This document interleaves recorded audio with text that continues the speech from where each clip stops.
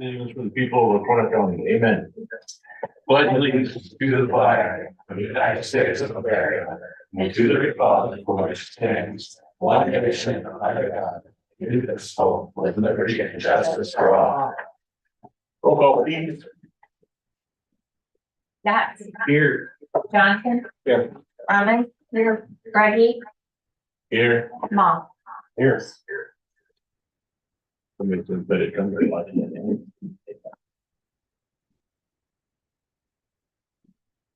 Okay, so.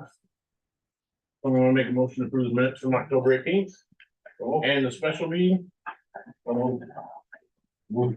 First by Craig, I'll second. Any comments, concerns, questions? All those in favor? Aye. All opposed?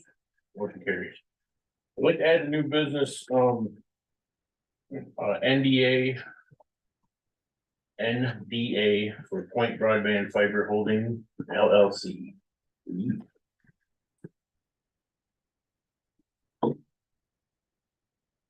And we will head into public comment. 3 minutes per person. Please identify yourself and your township. Yes, sir. Bill Thompson, representing Nelcona Recycle. We finally finished the numbers from May's county cleanup. And they all came in.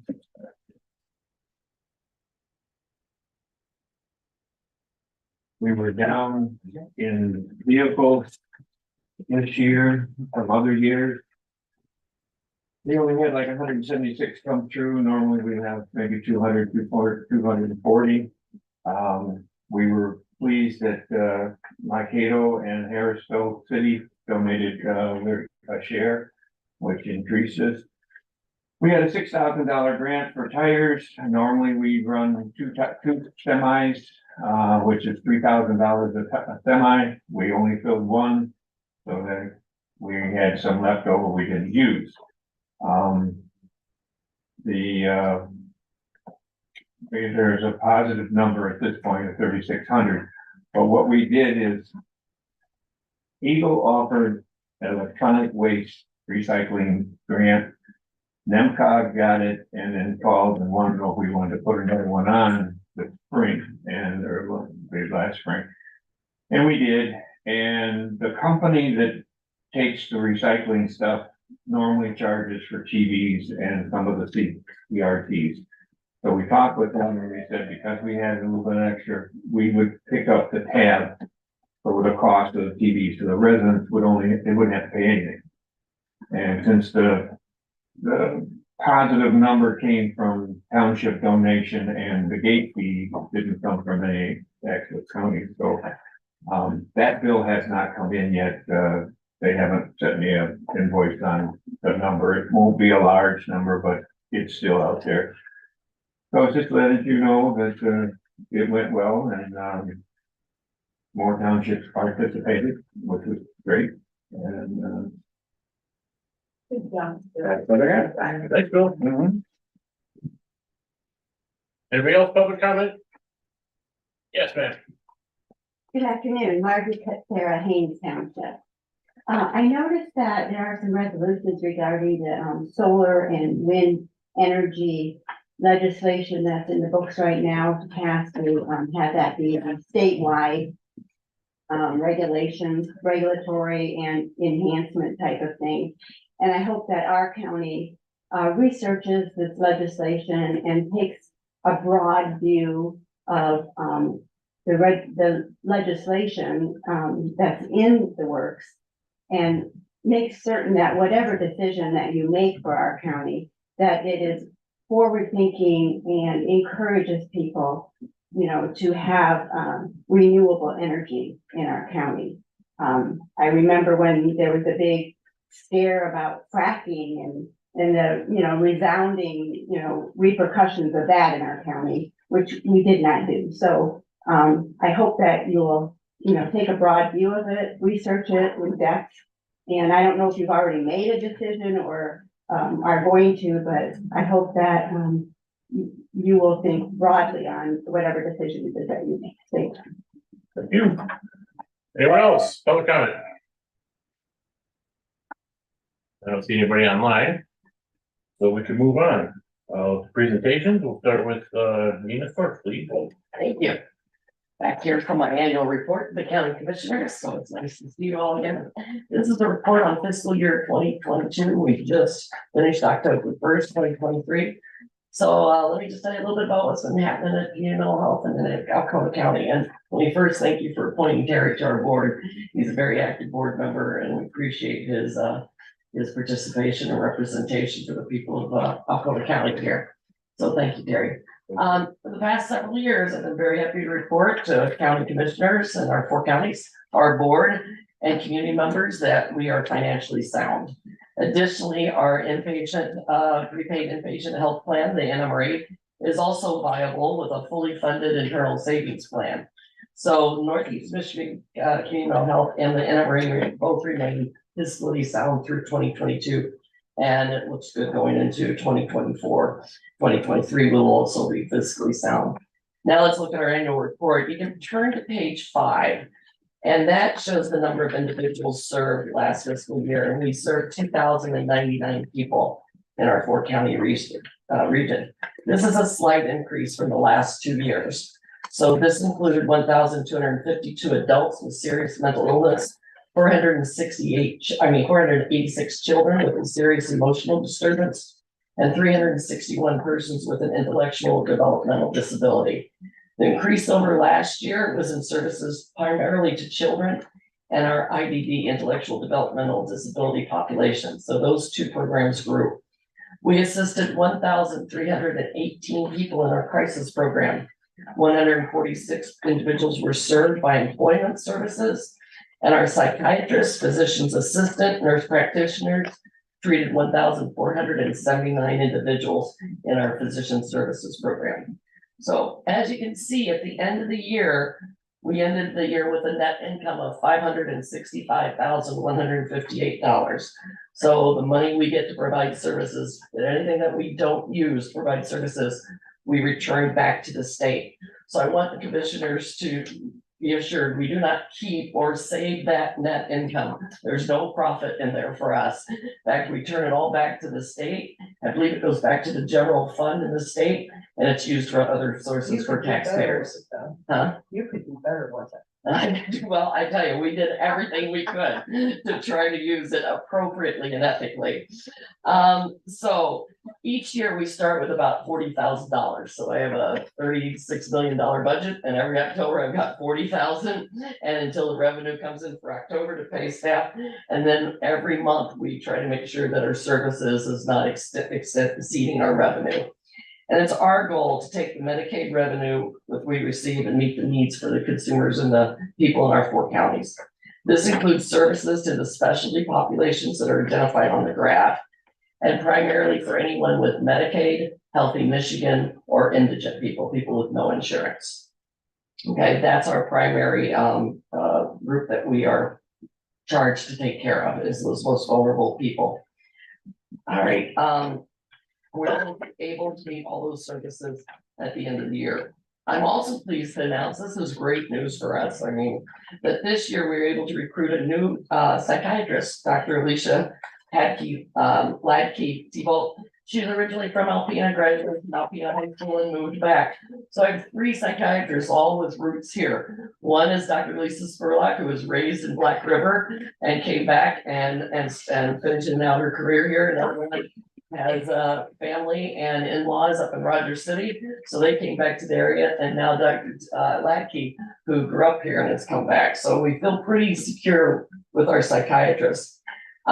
This is pretty amazing because I don't know if you're familiar with this, but unlike many regions, there are no psychiatry available. There are 49 counties in Michigan that do not have any child psychiatrists, and we're one of the lucky rural ones that we have a child psychiatrist and 2 full-time adult psychiatrists.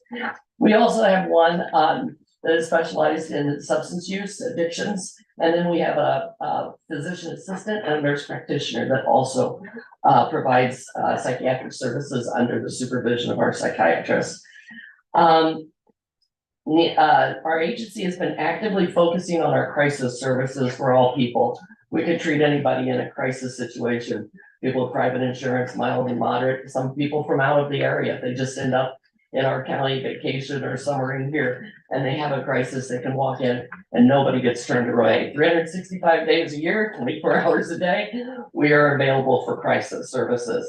And we have people that are on call and they go out and they see people and do it face to face if they need to, or telephone also. Some people don't want to come in, but they just need to talk to somebody on that line, okay, kind of get them through whatever difficulties. For the past 50 years, the mental health system in Michigan has been run and operated by county-based government entities to serve Michiganders with complex mental health, emotional disturbances, intellectual development disabilities, and substance use disorders. The study by the Center for Healthcare Innovation and Integration found that Michigan's public mental health system has a long tradition of high performance. Each year, more than 325,000 Michiganders receive services of care from the Michigan Public Mental Health System. So my charge as the CMH director is to provide community-based treatment and support services for individuals that can be managed outside of a psychiatric hospital, a state institution. It can be difficult to get an adult into an inpatient psychiatric unit. It's 10 times harder to get a child. And that's one thing I want you guys to all be aware of, is there is a huge healthcare crisis in the state of Michigan, and it's in the inpatient psychiatric and the state hospitalization. Let me tell you a little bit how things have changed and made our world very difficult and very frankly scary to try to manage. The lack of psychiatric hospitalization beds, private and public system, but primarily private are those beds. Children's state hospital beds over the years has been reduced significantly. We used to have 170 pediatric state hospital psychiatric beds for children. Okay, that got knocked down to 60 beds, and then it went down to 40 beds. And we were notified in June that because they're rebuilding the Children's State Hospital, they moved everybody to another state. We're at 30 beds for the entire state. So we are being forced to try to manage very complicated, severely emotionally disturbed, mentally ill people in our communities because there's no bed. And I have no influence over the way hospitals run. If they will admit somebody or they won't admit somebody, they have the right to refuse people. And they can have open beds and refuse to accept somebody on their unit, and there's nothing I can do about that. So I just want you to know, if you hear stories about adults sometimes, because there's also a lack of beds for adults, or children being housed in ERs, okay, for days or weeks, it's true. And we need everybody's voice to, tell the state and to tell legislators that there has to be something to do with building capacity for the state of Michigan. We are the 10th largest state, and we are the 3rd worst in licensed behavioral health care workers. We have a huge workforce shortage. I've been up here since 1989. We've never been able to recruit, master's level social workers and things, but right now it's the worst that's ever been. And there's very few jobs, and everyone's competing for the same jobs, especially for nurses that I employ, as well as master's level psychologists, social workers. So that's part of it. I used to be able to, if I had a real violent adult or a child, I could call up a hospital administrator of the unit and say, I'll pay additional for 1-to-1. If you'll take this person and we'll make sure that they're kept safe and they won't hurt other people, I'll pay for 1-to-1. Well, that doesn't work anymore because there's no staff for them to bring in to do a 1-to-1. So they refuse those people. So the people that sometimes are the most violent are the ones that are getting denied hospitalization. So I want you guys, if you have any other opportunity, to sound the alarm that says, yes, we have to do something about inpatient care for both adults and children.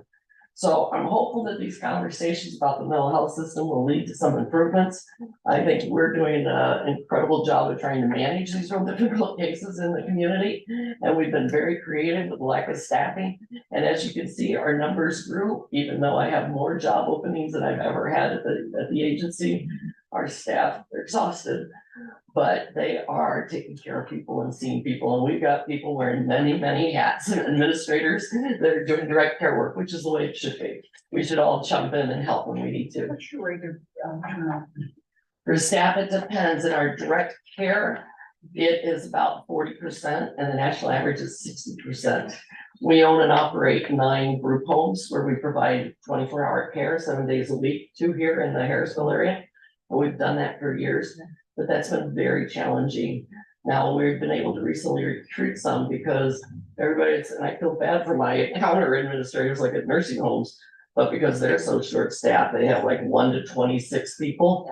And so we've been able to recruit some of that staff that's exhausted, because we usually have 1 to 3 ratio in our group homes. We have 2 staff always for 6 people in that group home.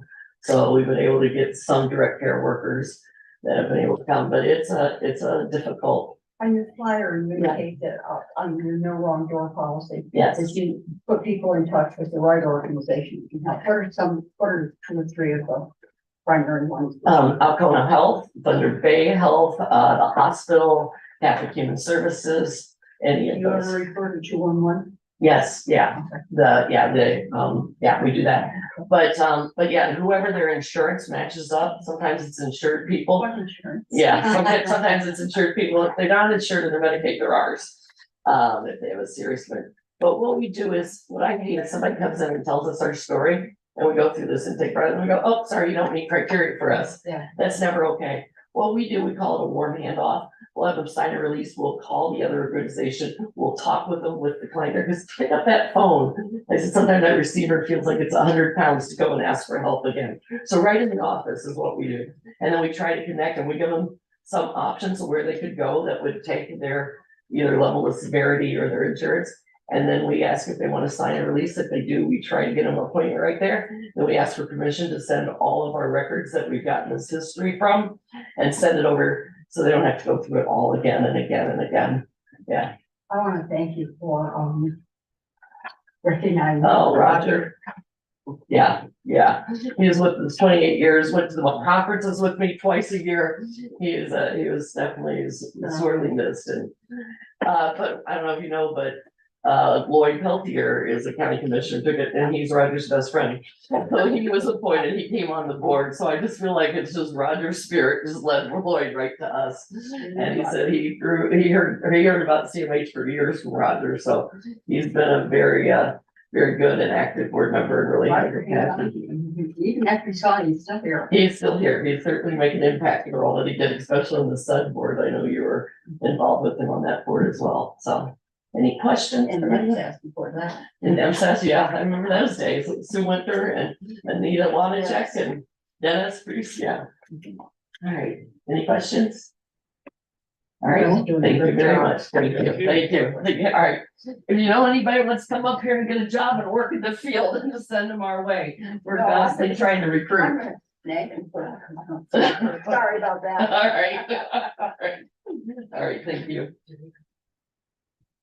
Next up, Becky Schroeder.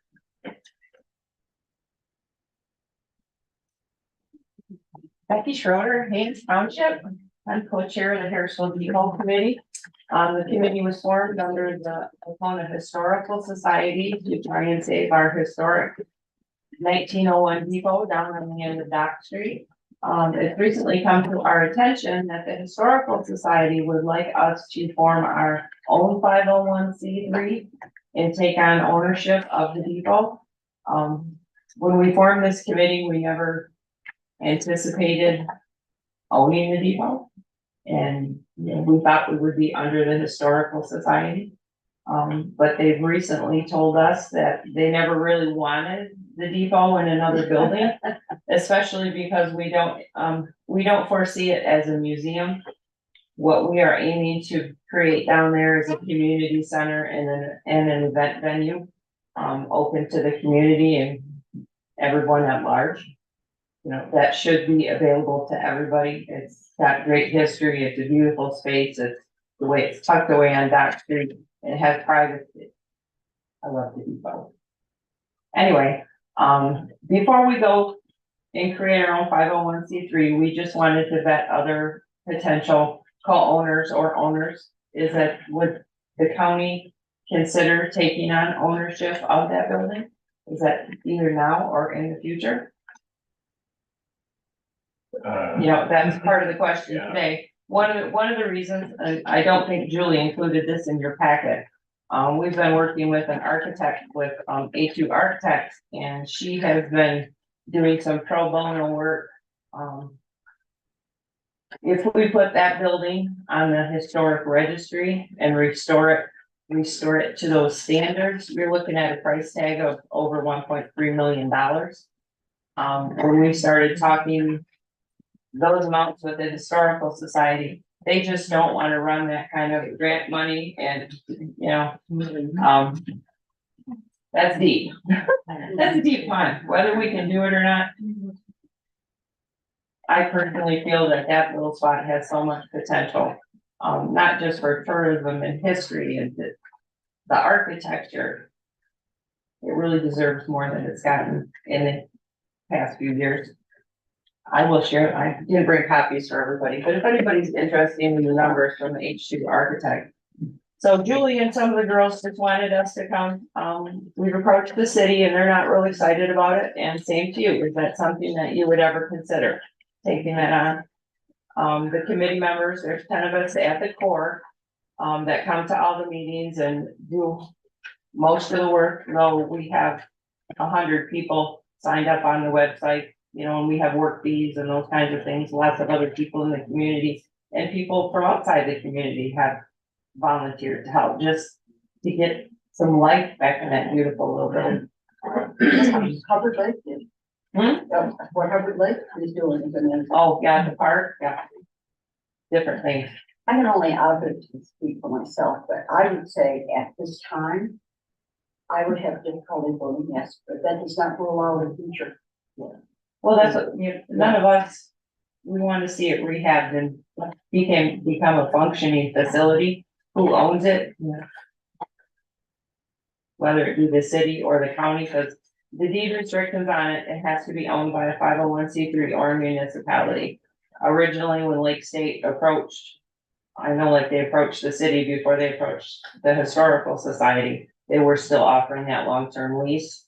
But when it came to the Historical Society, we weren't gonna take a long-term lease, especially with the history down there. So we do have the deed, it is a quitclaim deed, but they do have the deed to the property, and the Historical Society is willing to hand it off. They would deed the property. And our committee, because we're formed under them.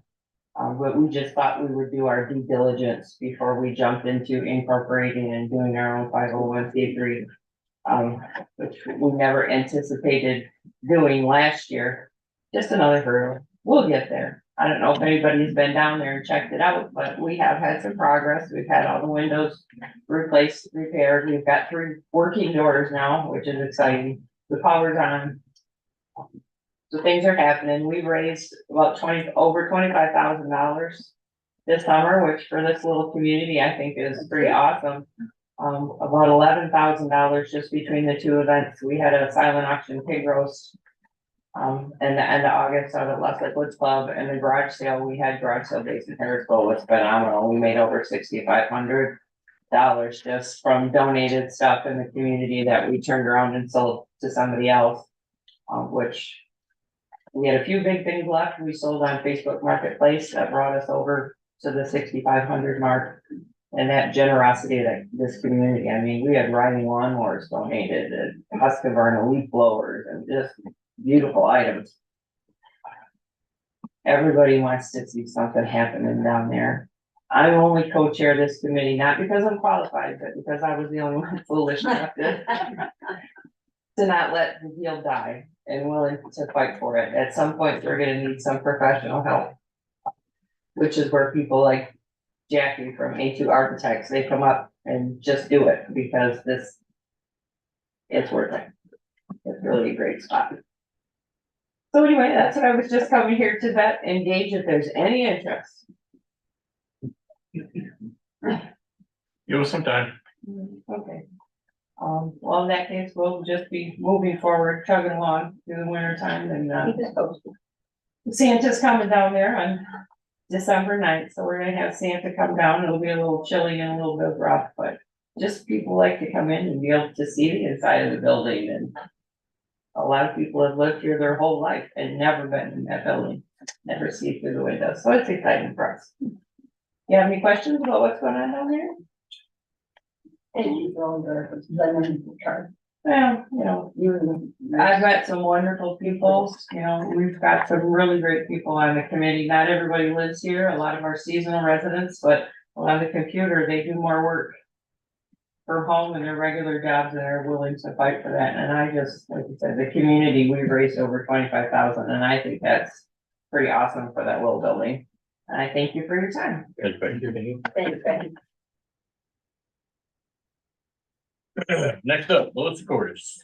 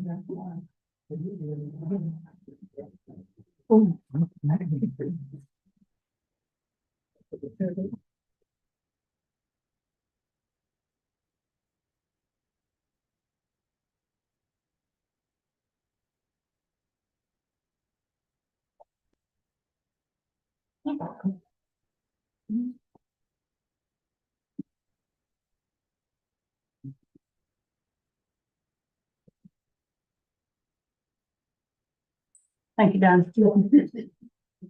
It's always a hurdle for the technically challenged. Okay, actually today I'm here to give a third quarter report to the board. And that was, I know, included in your packets. I will just say that we have the number of documents that are being recorded is down from last year, which was kind of anticipated.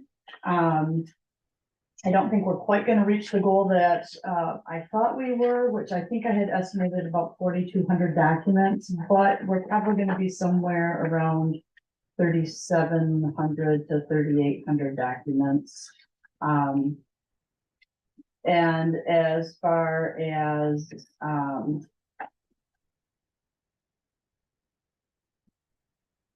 sales go, actually the dollar amount of our property sales has increased over our 2022 third quarter results. So we are still seeing the properties move, not at the speed that they were.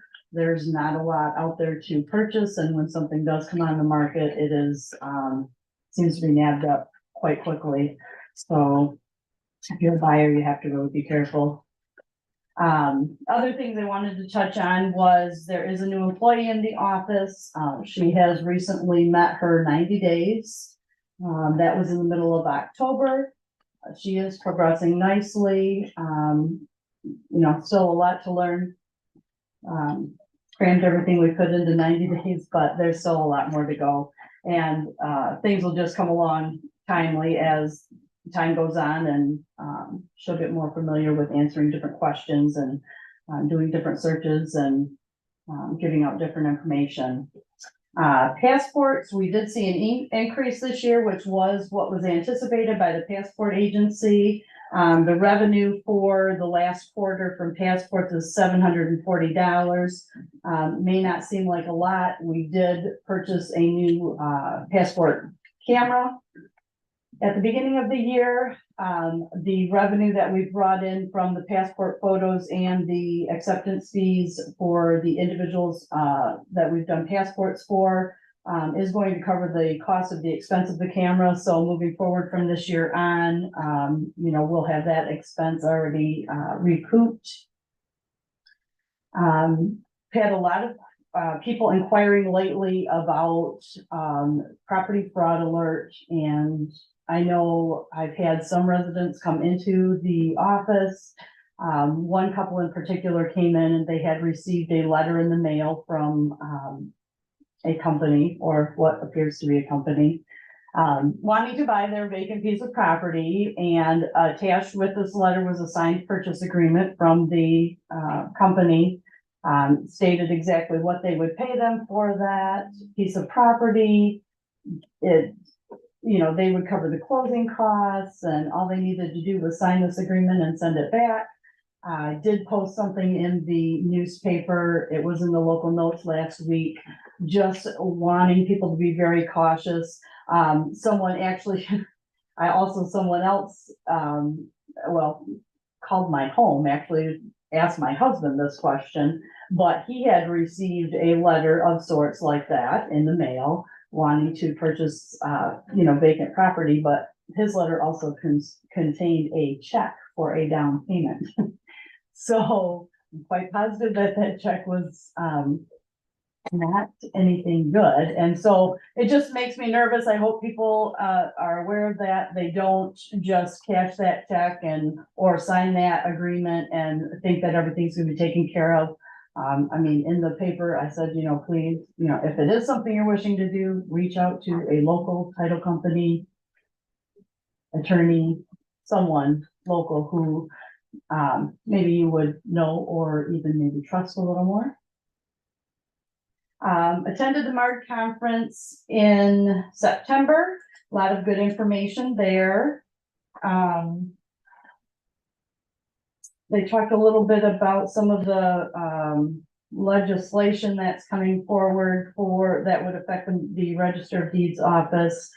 They are looking at some possible notary reforms. We're seeing a lot of documents come in where the notary, the information there is not correct. They're either not stamping it, they don't have the acknowledgement right. So just kind of looking for some consistency moving forward and maybe some better training for notaries. Not sure what's going to come of that. I know in the works, there has been some discussion within the Register of Deeds Association as to talk of increasing the fee for the recording of a document, which currently is $30. I haven't really heard anything further. That's just still kind of something that's in the works. Also at conference, we did have someone speak to this address confidentiality program. This is a new program that the state enacted. There's, I'm not exactly sure how it would ultimately affect the registrar's office, and the lady there actually was kind of looking for some guidance, but to qualify for the program, you had to be moving. There were certain circumstances that had to be met. So this would maybe be if you were in an abusive relationship, or you're wanting to get away from someone who's abusing you. It was a program to kind of help with that. But like I said, there were some odd stipulations, like you had to be moving in order to get into the program. But then if you are enrolled in the program, your mail's all sent to this one spot, and then they're the only ones that know where to truly send it. And it seemed like a lot. I mean, I'm sure for some people it would be helpful. They were kind of looking to the Registers Association as to how they could maybe make that work with our association, but I don't know that there's really anything that we could do about it. Then the other thing is, I did forward an email to, I believe all of the elected officials, commissioners included, and wanted to let you know that Fiddler Technologies is posting a privacy shielding week, which is November 13th through the 17th, 11 a.m. each day for about 45 minutes. There's different topics that are gonna be covered, but this, actually is in regards to the Daniels Law, which I know I've spoke about that, previously this year too. They're gonna talk a little bit about how it all began. I know they actually tried to get the judge whose, was it her son was, killed and her husband, I believe, was severely injured. He may have ended up passing away too, I'm not sure. They were trying to get her to actually speak at one of these sessions, but she could not make that work with her schedule. But she is a judge. She's got this law to be enacted, and it is actually a federal law now. So it's kind of, we're looking at it kind of as, well, you know, it's nothing for the state right now, but ultimately probably what's going to happen is it will come down the pike. And at the state level, there's probably going to be, redaction of public information, which is what this would cover. So right now, if you're a federal judge, you have the ability to be able to redact your information publicly from the Register of Deeds office. But that was the reason why I sent this out. It's not only going to affect just the Register of Deeds office, because, you know, the information in our office then goes to other offices. And I'm assuming that other offices or computer programs programmers have been working to be able to coincide with this law should it come to fruition. I know that Fiddler Technologies has. I mean, if that was something we needed to implement, we would be able to do that as of right away. So, you know, if anyone has any questions on any of that. Part of the children week that you talked about, is that connected to the, one that is in place for us now? That you get notification if somebody is, utilizing our property description? No, so I think what you're asking about is the property fraud alert, which that's a different program within our office. So that program just alerts you if there's a document recorded with your name. So this actually, this Privacy Shielding Week would deal only with, well, Daniels Law, which right now is a federal law. So it's protecting federal judges and allowing them to have their information redacted from public record if they choose to. So that is the topic of what that Privacy Shielding Week would be. When did you no longer provide for quick claim deeds, and was it a financial thing? What led to that decision? To provide like a blank form of a quitclaim deed. So yes, we used to have those available in the office, but we haven't been advised by legal counsel for the Register of Deeds Association that we should not be handing out those information. It's a blank, the state document. It was, well, the documents we had were a format that fit the state recording requirements, yes. I don't know where where those ever came from. It indicates on some ones that I had were not new, but, there was a state document. Okay, I wasn't aware of that. XYZ.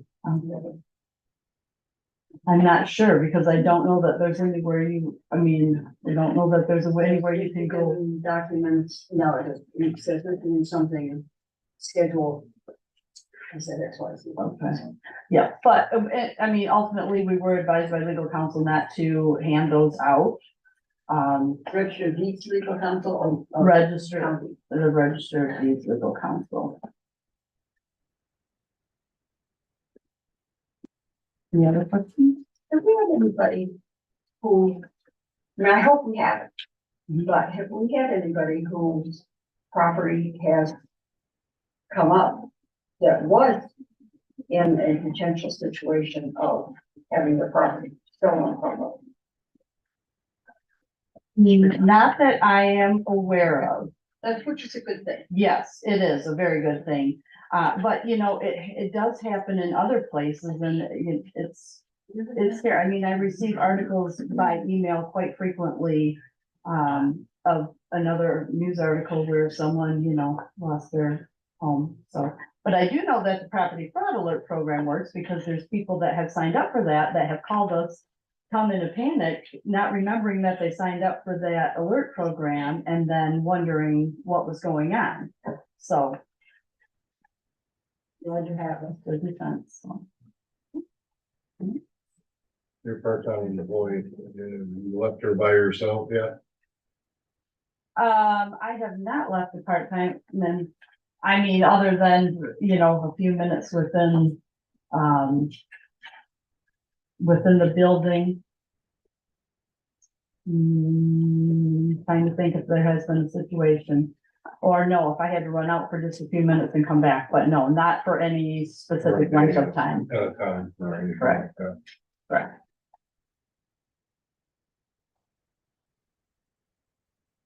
No more questions, I'm gonna move on. Moving in. Okay. So. Other thing I wanted to talk about is just the status of the office staff in the Register of Deeds office. And I just thought this was a good opportunity to address the full board. And I had emailed you all information. I spoke with personnel and I've actually spoken with a couple of you, briefly about it. But like I said, I just wanted to take this chance so that everyone here can hear exactly what I've discussed with personnel. So.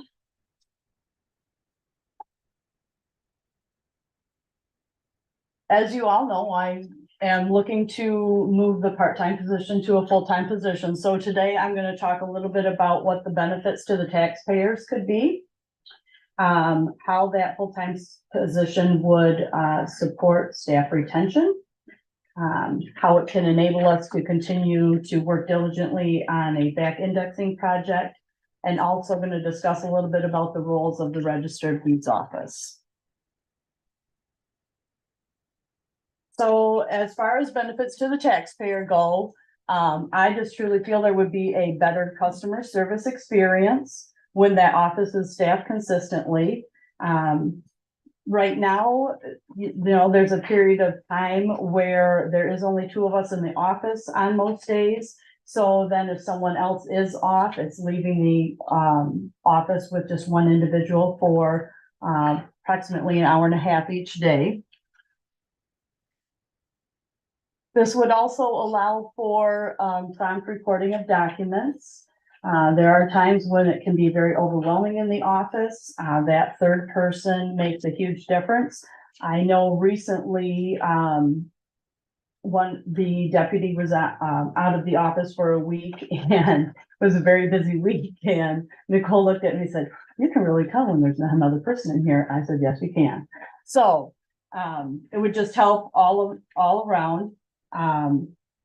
There'd be an additional person in the office when you're processing a passport, which if you are the person taking that passport in, you're looking at approximately 45 minutes from the time you help that person finish the application process, execute the application, take the photo, and by the time you process the transmittal so that passport can leave the office, it's about a 45-minute process. We would be able to answer more phone calls, have less missed phone calls in the office. Right now, we're averaging around 194 calls per month.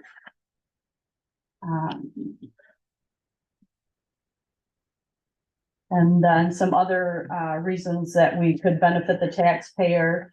From customer service, if that person is visiting our office window, we just have more staff there to handle if there's more than one individual waiting in line, or to answer the phone while you're busy waiting on the person at the window.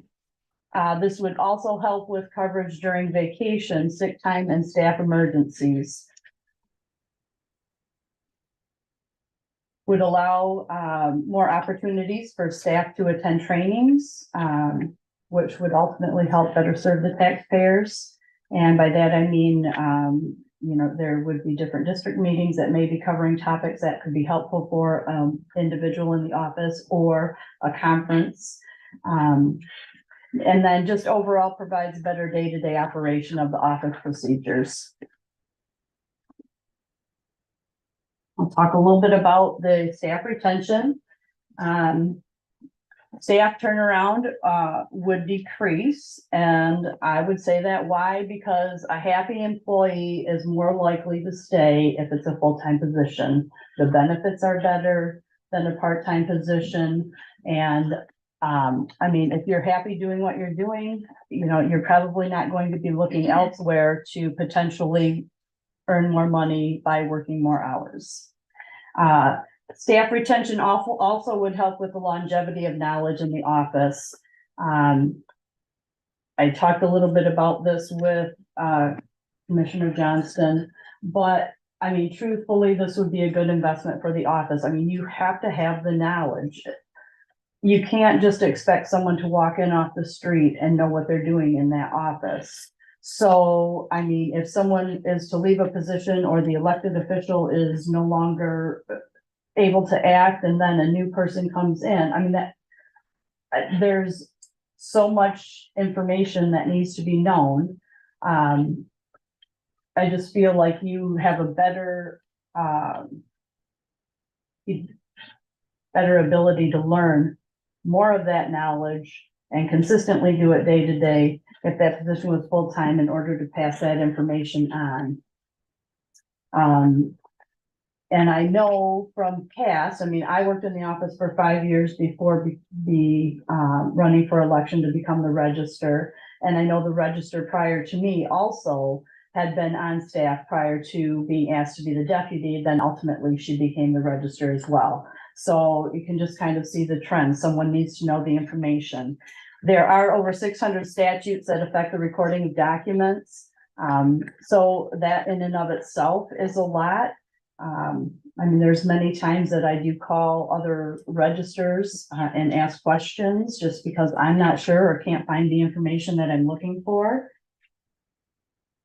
Staff retention, someone with a knowledge of the office operations, would be nice to have in place, you know, upon the register of the deputy's absence. As far as the back index project goes, this project has been ongoing for quite some time. And I've just like got this determination that I need to really work on this to get this done. So currently we have just over 25,000 documents that need to be indexed on the computer so that they can be found just by typing in someone's name.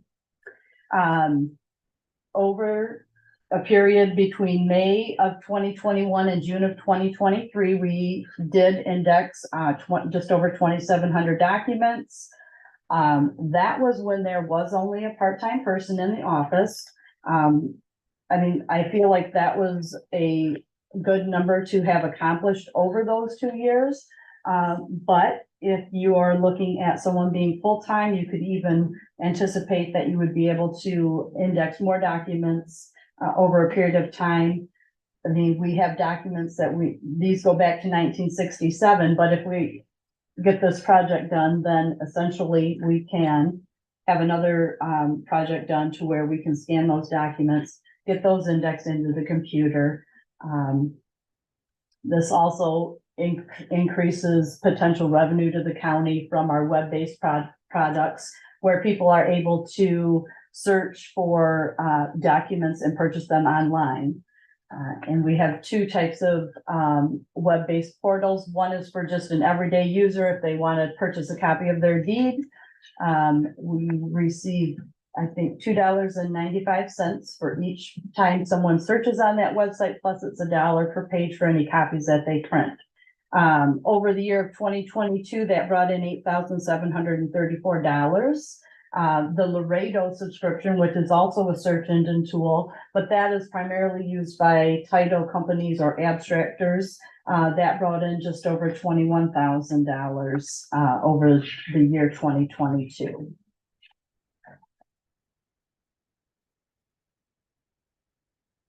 want to talk a little bit about, this is more about the role of the office. But I'm going to talk about the home purchase process and why it's important, what importance that plays as far as the registrar's office and defining the collateral. So you have a happy couple who is dreaming of purchasing a home. So what do? They go to the mortgage company or the financial institution and they apply for a mortgage. So the mortgage company or the financial institution orders a title policy from a title company. And why do they do this? They need to determine if there's any liens or encumbrances that affect that property. This is what's going to define the collateral that the bank is going to be able to use to secure that mortgage.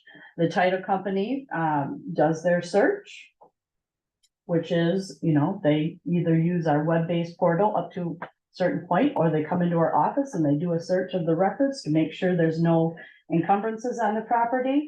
Once they've done that, they issue the financial institution a title policy, and then the financial institution then lends that mortgage to the individuals, and homeownership becomes a reality.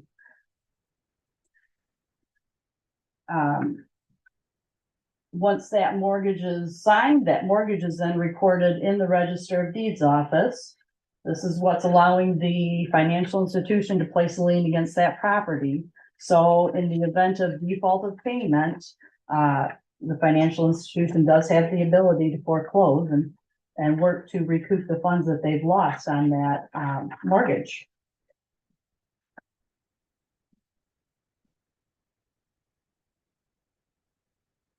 So a little bit about the importance of defining collateral. I kind of touched on this before, but the title searchers utilize the information in the registrar's office, and that ensures buyers and sellers, allows them to make an informed decision, provide safeguards for real estate transaction. So it is very important to keep accurate, up-to-date records in the registrar's office. And without these records, there would be no means to define collateral. So, people would not be able to purchase property unless they had cash.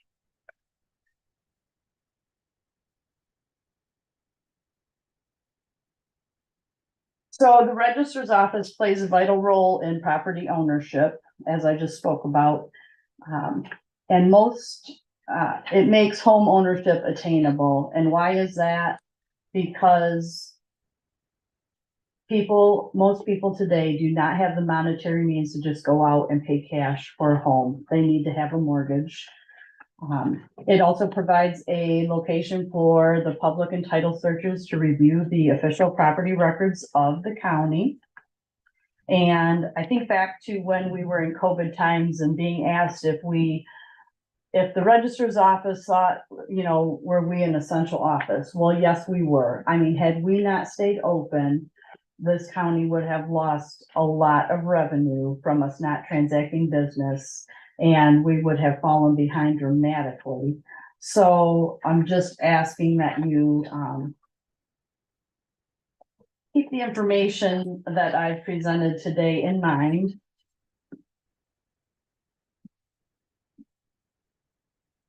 So the importance of the records is that basically, if you think about it, property ownership is what this country was founded on. If you do not have property ownership, you really don't have anything. You don't have a country. Requires staff with sufficient knowledge to carry out the office duties, and the position helps to ensure staff retention. Again, knowledge of the office into the future.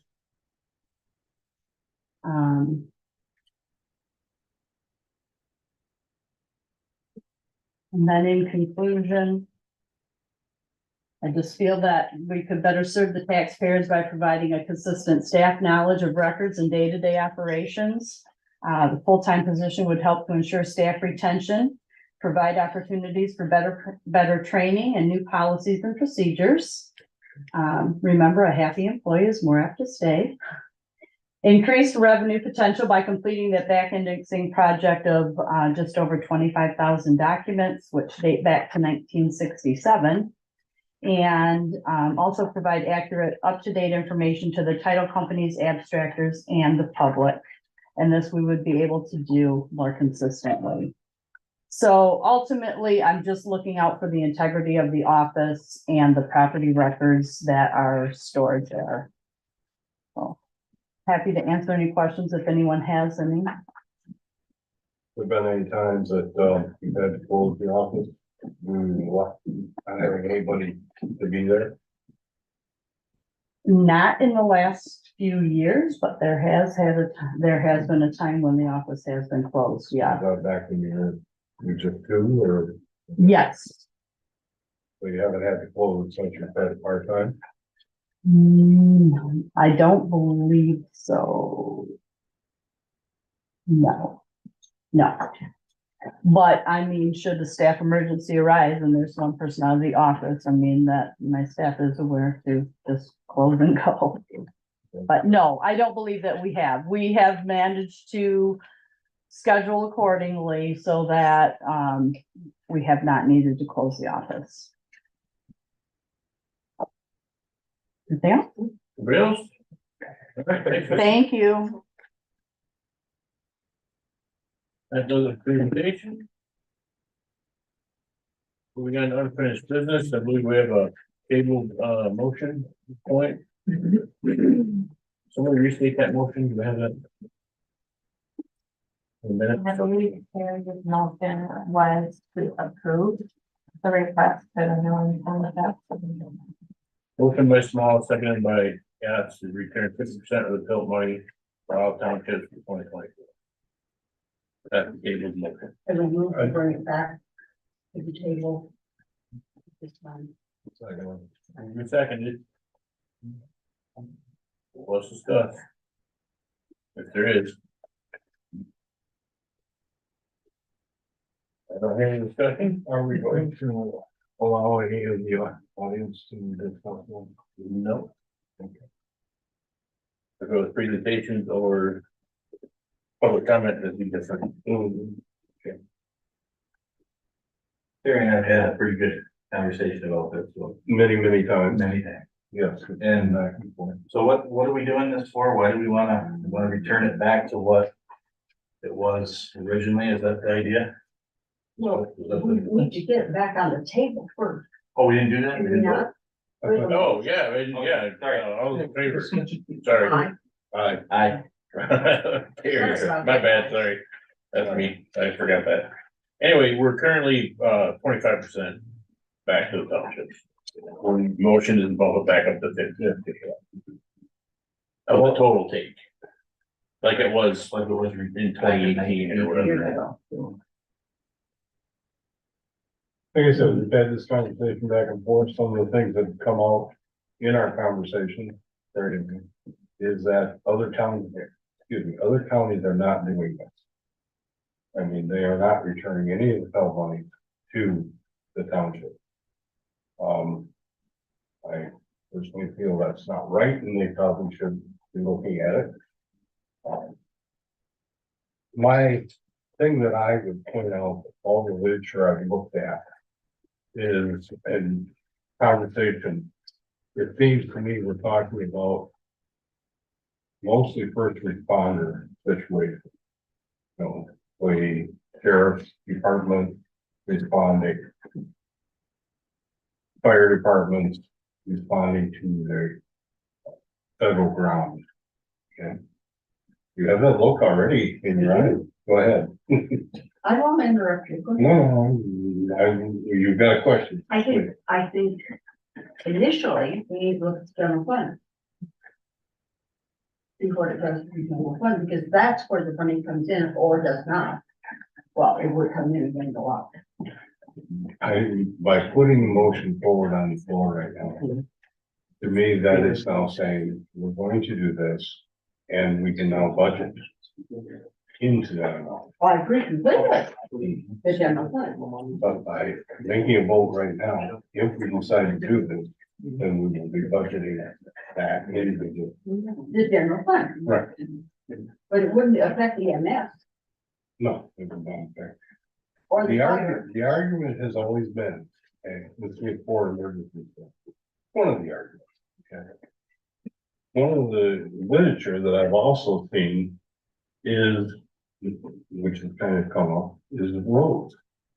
The townships It is an option. take care of the roads. All the roads that are in the federal ground are taken care of by those townships. Now, there might not be a lot done to those roads, I'd be the first to admit, but the county still has to do maintenance on them, okay? Which does not come out of this fund. The So primary, then how much of this 50% that you're promoting would you send to the road commission?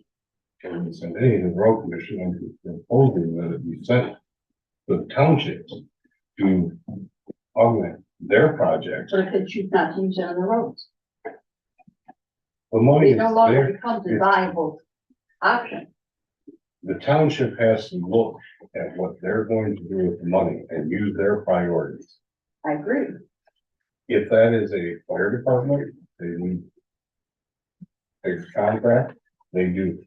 If they need to put it in roads, they do that. These are all options that by giving this money to the townships, they can make those decisions. And I agree with that, except if you are going to say they do what they want with it, you can also use the same theory or the same premise that it will go toward roads. And you don't know that. I'd say it could go to roads, it could go to other things too, that the townships again need. Okay, they're, because of their finances, and I'm not saying that the county is not in need too, but what we're looking at, because they lose so much money, so much of that, if that was private land, okay, think of the type of money they would have. How much is the county lose because that's The county's gonna lose. The county has got money. more than the equivalent, I believe. We're talking about comparison of, well, I'll talk to the treasurer maybe. 4 or 5 to 1. What would be the percentage that the county would lose compared to what the township? You can't crank that number on top of your head. 100%. We have 113,000 acres of. We have a conglomerate. We would be getting dollars for that at 4 point, at our millage rate. Which is what the spreadsheet was that I sent to you. And so the millage rates for the different townships are just below 1 mil, just over 0.5 mil for some. Our millage rate is 4.16. So when you're comparing, and there would be no other comparison that I could give you. So these lands, if we split it out that way, we're losing $113,000, right, 113,000 acres worth of tilt dollars to allocate it to the townships at 0.5%, at half of what we have. So the how comparison much is of the not- help money comes in this year? Are you estimating? 129, 130,000. Okay, so 50% would be 60,000, Say 65. 65,000. Mhm. Okay, if we went with the 50% back to the township.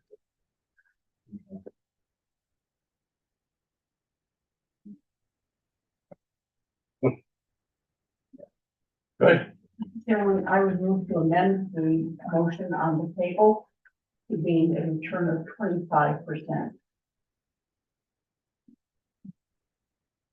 But as it currently is, I believe. Your amendment. Well, Doug second that.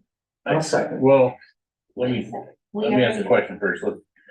I think it would be better to go on the 50% first, if that's gonna have to go up or down, whatever's gonna happen, and then.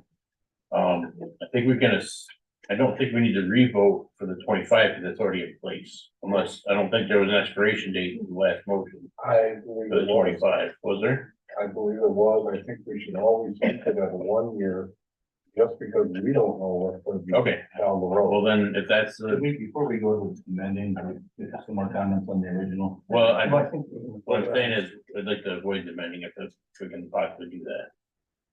Sorry, Carolyn. Go ahead, Carolyn. Well, so there was some talk here about what it could be used for, and reading straight from the Bill website.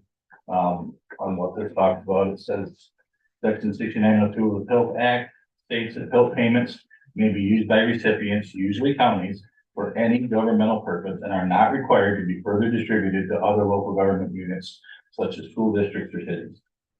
So roads, emergency, treasurers, clerks, whoever, it's any governmental purpose it can be used for. That doesn't necessarily mean roads. Secondly, so I was involved in this in the beginning. And, I have another little spin on it that I didn't come up with when I was talking with you. So it's a legitimate question that the county loses money also, just like the townships do. For the same acres, for the same amount of money, and still has to provide services for the county, for everybody in the county. And it is a little difficult to, in my mind, come to an understanding. And it's no disregard to any certain township. Yeah. But all the townships that are receiving any of these funds add up to about 2,000 people. 2,100, that'd be about your district. Correct. So, I mean, what we're asking is, let's give half of the money to 1/5 of the people of the county. And the other rest of the county only gets half. So there's about 11,000, 10,000 people in the county. 2,000 people are gonna get half of that money that's lost due to tax or due to federal lands. The other 8,000 people gotta split up the same half through the county processes. You understand what I'm saying? I see what you're saying, but let's also look at the fact though, that if you're talking about 2,000 people that lost revenues because the federal ground is there instead of being private ground. Or by the same token, 11,000 people have lost tax revenue because of the same federal. They don't even have any in their area. No, as a county. So we fund the sheriff's department out of the operating mill. So we lose all of that money, fund the sheriff's department that covers the whole county, everybody. We say lose it, actually, Well, so we lose, I say we, it's not we, the county loses the revenue just like the township loses. The same amount of revenue. It's more because we have a higher millage. It kind of. And in essence, those 2,000 people in those townships, they're gonna enjoy, not only they're gonna get half the money split among them, they're gonna get a portion of the other half too, because we're gonna cover it. It isn't like we tell the sheriff, don't go to that area, or we don't do things for those 2,000 people. They're gonna share some of the other half also. Right? That make sense? no, I didn't agree. Well, You know, I want to sweat, you know. as a county, we provide services to every citizen in the county. Right? Township lines don't matter. Everybody gets the same services from this building. It doesn't matter to these girls or anybody else, what township you're from, you get the same service. And we pay for that out of our operating budget, right? I believe so. Right. So when we lose the revenue on them or on that federal property, we are losing the same money to provide those services to every citizen in the county. But up till 4 years ago, it was always a 50-50. Yes. And it was for 20, 30 years It was. before that. Yep.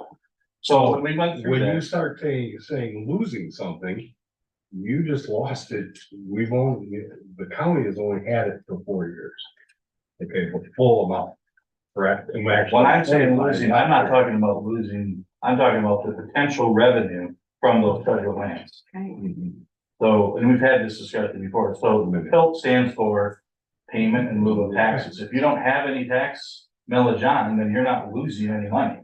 You don't agree with me, but it's true, because, No, well, you can't get what you didn't put on. I mean, so the PILT means you're getting payments in lieu of taxes. If you don't have any taxes allotted, then you're not losing any money. Right? that makes sense? I'm getting one nod. So, and I would address the whole, I don't, we researched it pretty heavily. I don't know why it was a 50-50 split, however many years ago, we never were able to find out. I think it was sort of an arbitrary, let's pull a number and say, let's go 50-50. I don't know why. I think it was the fact that at the time, they looked at it and said.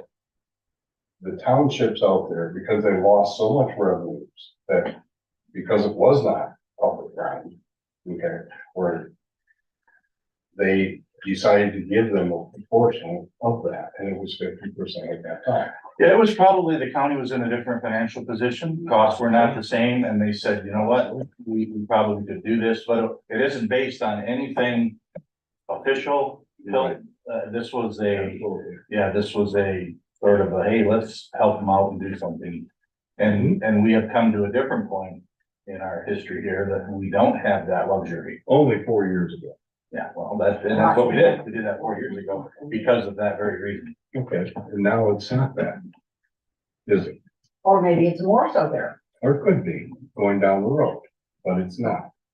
So I do you a legitimate request. It's not based on whether they're supposed to get it or not supposed to get it. This is, are we gonna decide to give the townships more of the FILT money?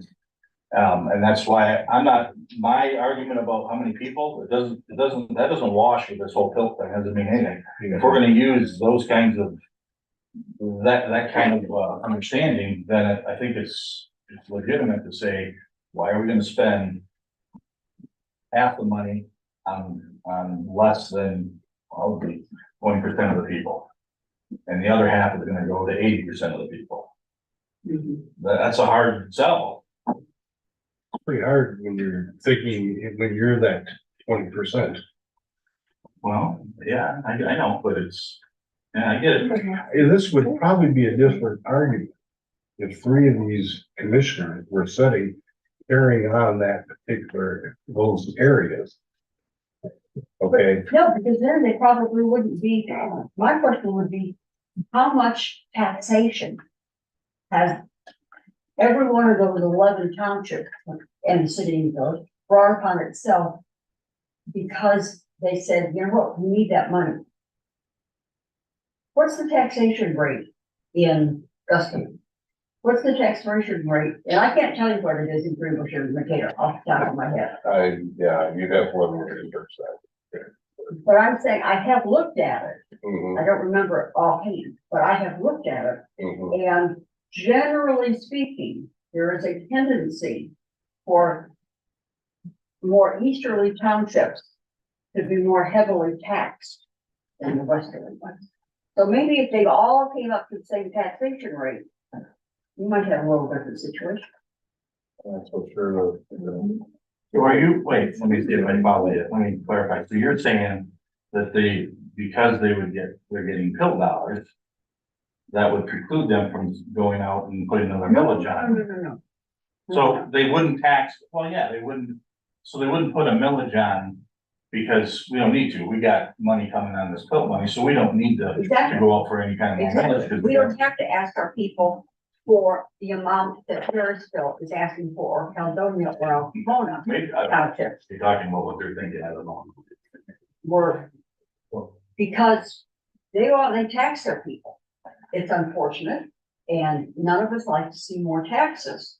And I'm not advocating that those townships go after more taxes, but I'm saying it is an influencing factor when you begin looking at the distribution of the available tax dollar. Mr. Chairman, I would ask for a vote, please. Roll call, please. Nobody else has anything? I have to, sympathize with your position because you're doing everything you can for your constituents, so, I appreciate, what you're doing, Mr.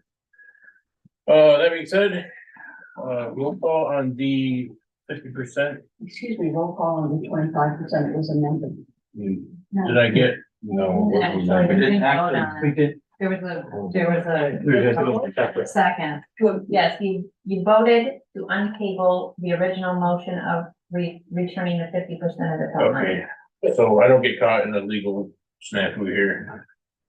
Carolyn said, wanted to amend the 50% to 25. It was seconded by Dave.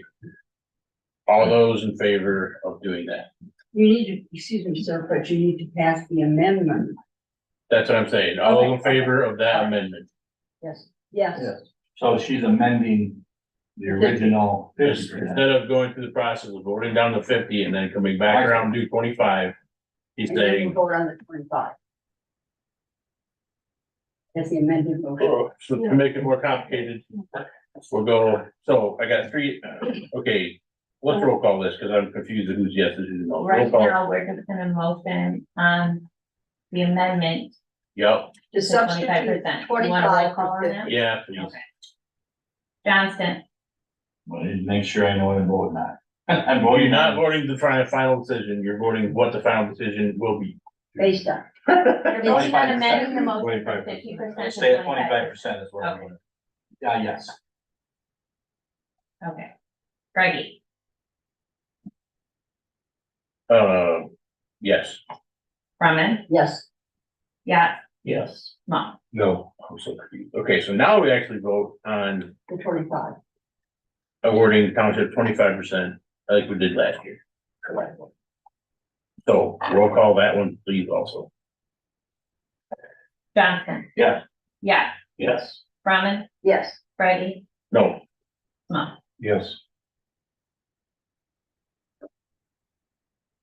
motion carries.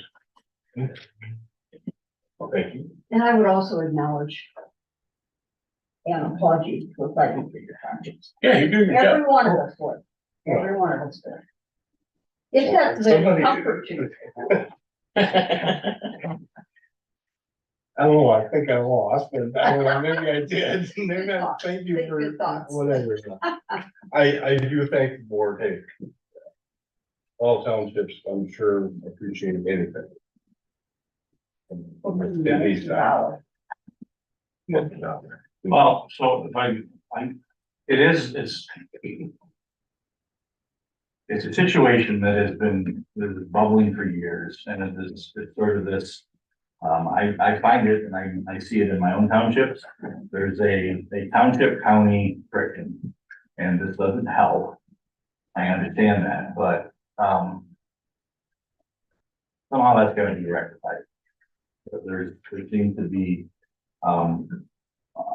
townships that will think that the county is taking advantage of them, and they don't understand. And I'm speaking from my own township.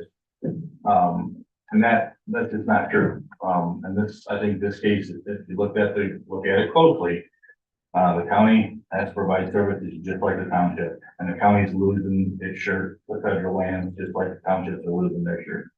So, there's no easy, no winners and losers here, just trying to provide services to I people. think it's trying to.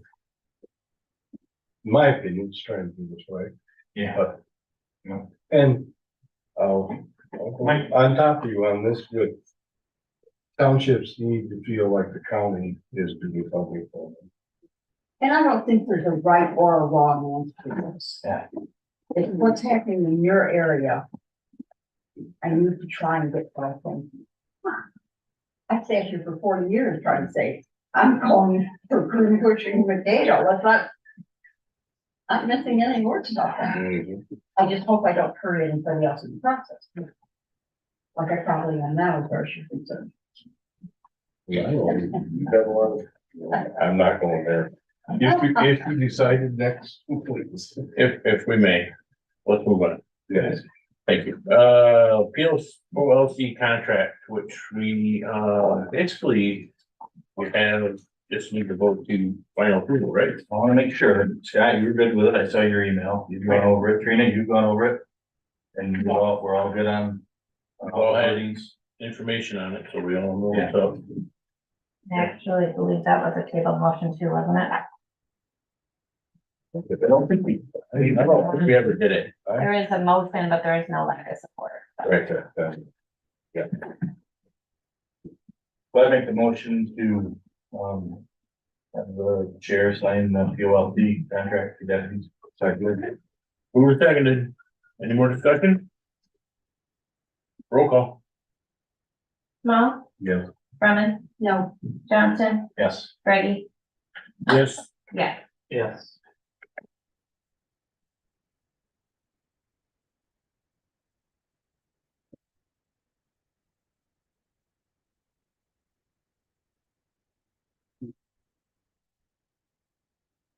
Okay, moving on.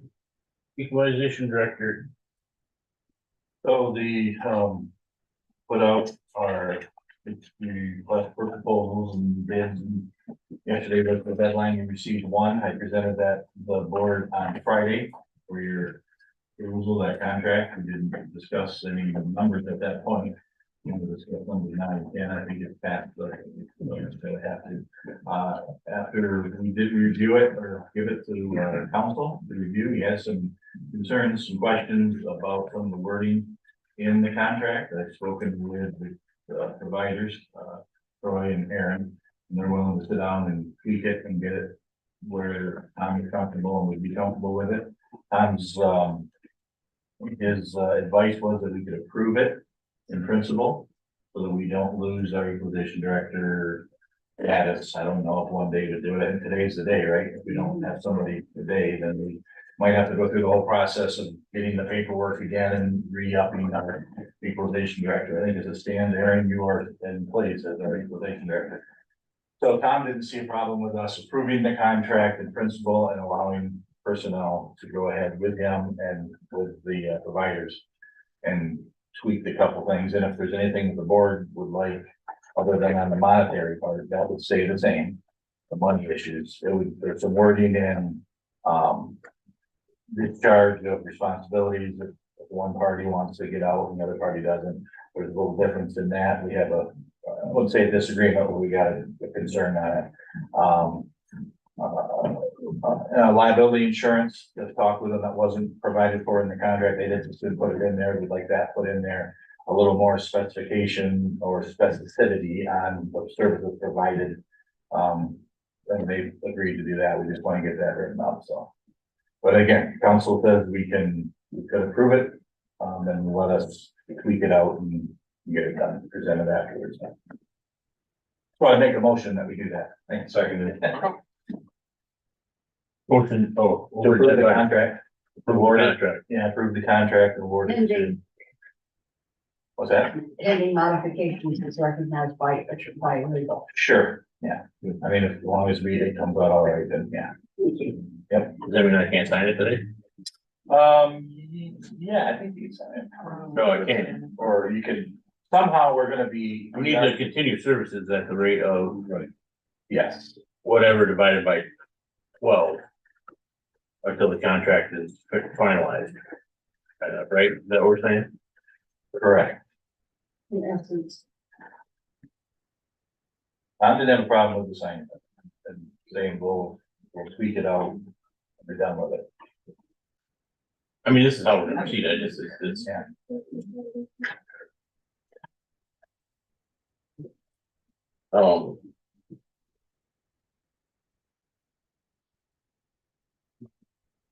Would it not be a motion for you to approve the contract? Well, with her pending, Within principle, yeah, with your pending the, your motion And changes. is the approval. Approve the contract. also sign pending No, modifications as Yeah, what you identified had. by legal. okay. As long as it's legit, that's all I'm worried about. Somebody call me tomorrow and say, hey. You got Brady? I promise not to call. All right, the motion, I'll second it. And all that's between this. Already been seconded. Oh, great. And I'll third it. Any more discussion? Let's roll call it. Yeah, Yes. Small. Yeah. Brady, Yeah. Johnson. Yeah. Brumman.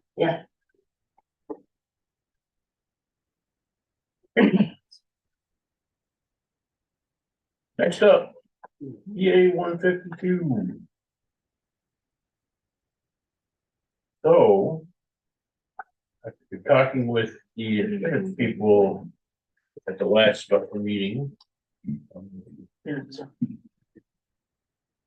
152, that's in the car cap. Everybody's had a chance to kick it around in their brains and what do you wanna do on this and how you wanna do it. It's essentially will guarantee that employees will have a premium share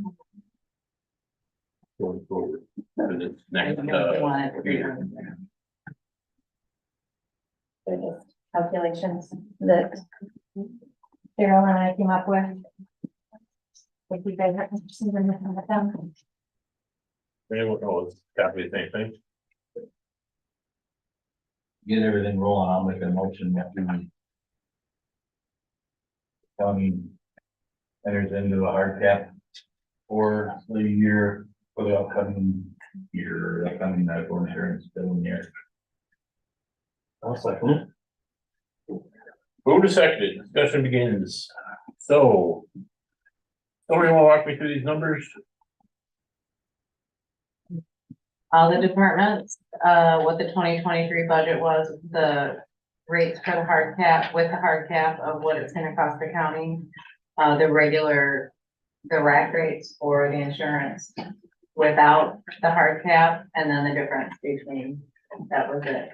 So the 20, cause the hard cap is 80/20, so the employees would be paying a 20% cost. Those calculations are in the thing, in the paper that was given to you from the clerk's office. Those rates were not calculated. There was a lot of different rates on there, so that would be the employee cost. Would be the hard cap rates and the blue section in the bottom, if you, cause you've already opted for BPN. And what the employee cost would be. So. These are the county costs. Yep, in simple terms then. It would only cost us, we'd get the same plan and coverage and everything. Oh, I see, 45 to 60. 45, oh, I see, The total is just what the county costs are, $669.73. Yeah. That's with the hard cap, so the employees would pay the balance of the rack rate, the 20%, which is 66,000 there. That's what the employee costs are gonna be broke out on the average.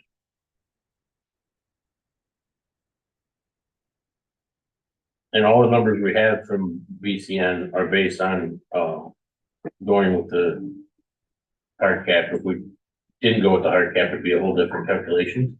No, she provided both rates. Okay. The hard caps are on there and the regular rates are what you see there. Okay. So it's either 669.73 if the employees pay share, or 727 if we take care of all of it. Yes. Correct. Got it. So it's 68,000, well, 66,000 burden on the county, more of a burden, that's not the right word, but you know what I mean, it's cost extra, but the employees can share. Value to the employee. Hmm? Value to the employee. Value, yeah.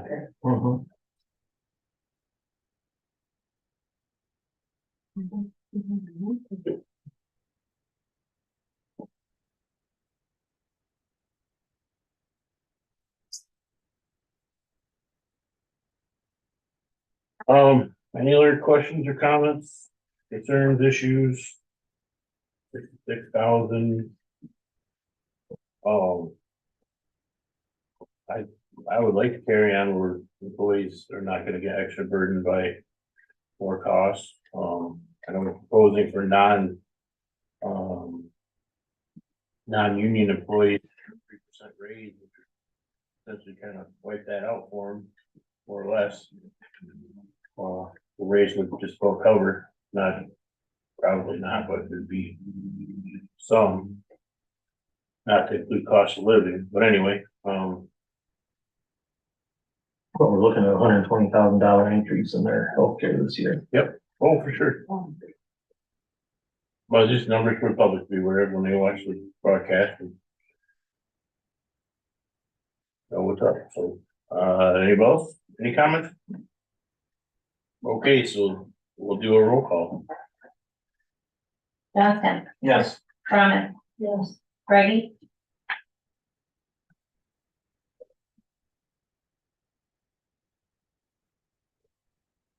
Small. Yes. Yeah. Yes. Okay, great. And I don't know if you mentioned it, but the appetite of the public, with a 17, almost 18% increase in overall cost of land. Gonna be- Gotta get it low somewhere and always be from the county side, I guess. On the other side, the other one was 27%. Yeah, we ended up getting a better deal on the BCN, so going from 23% increase to a 17% increase.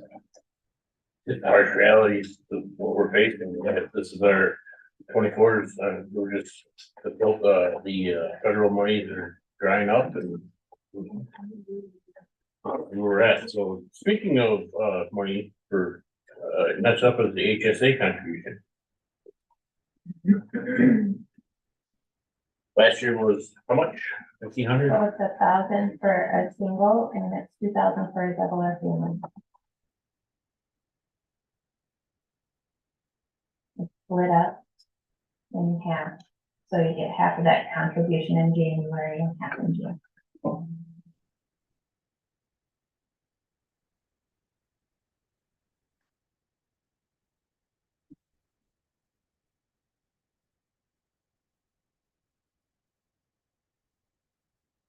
I'll make a motion to, maintain those levels as that we had last year. Support. Who supported?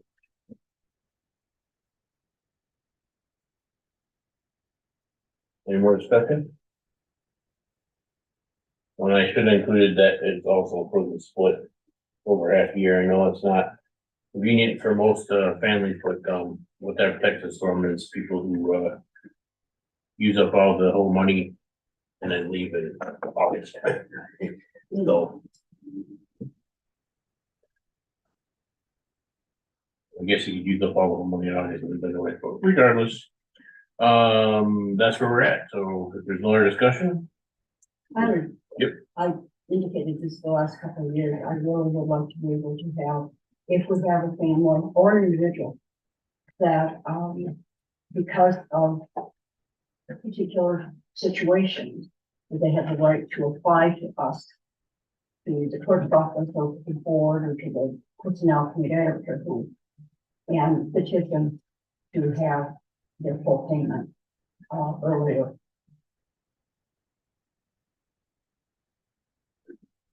I know it didn't apply the other years, but that's okay.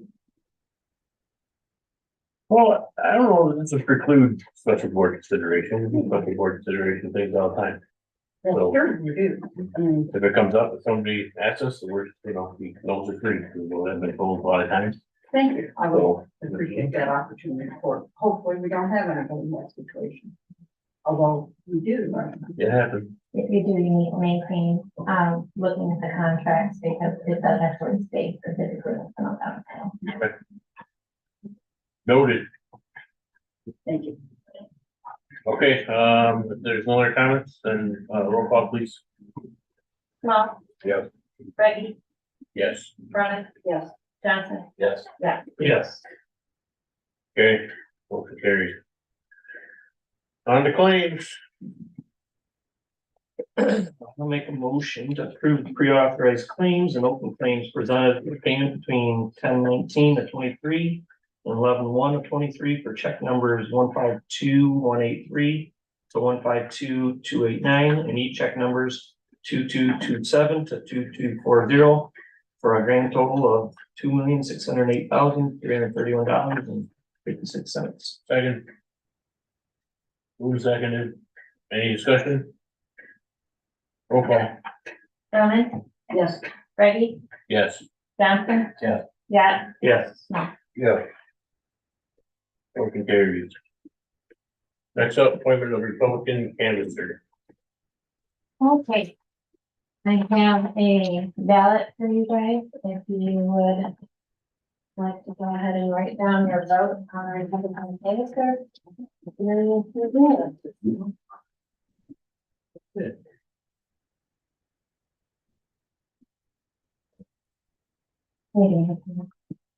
Just one of these? Yes.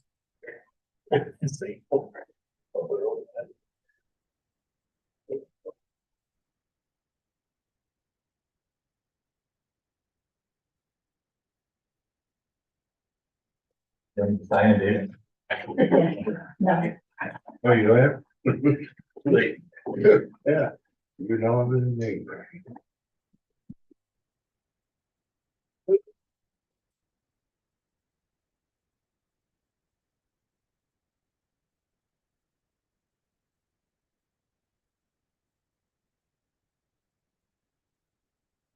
Okay, our new Republican chancellor will be Jessica.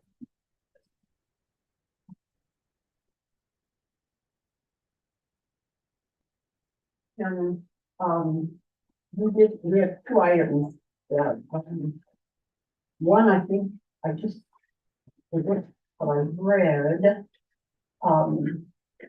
as far as the,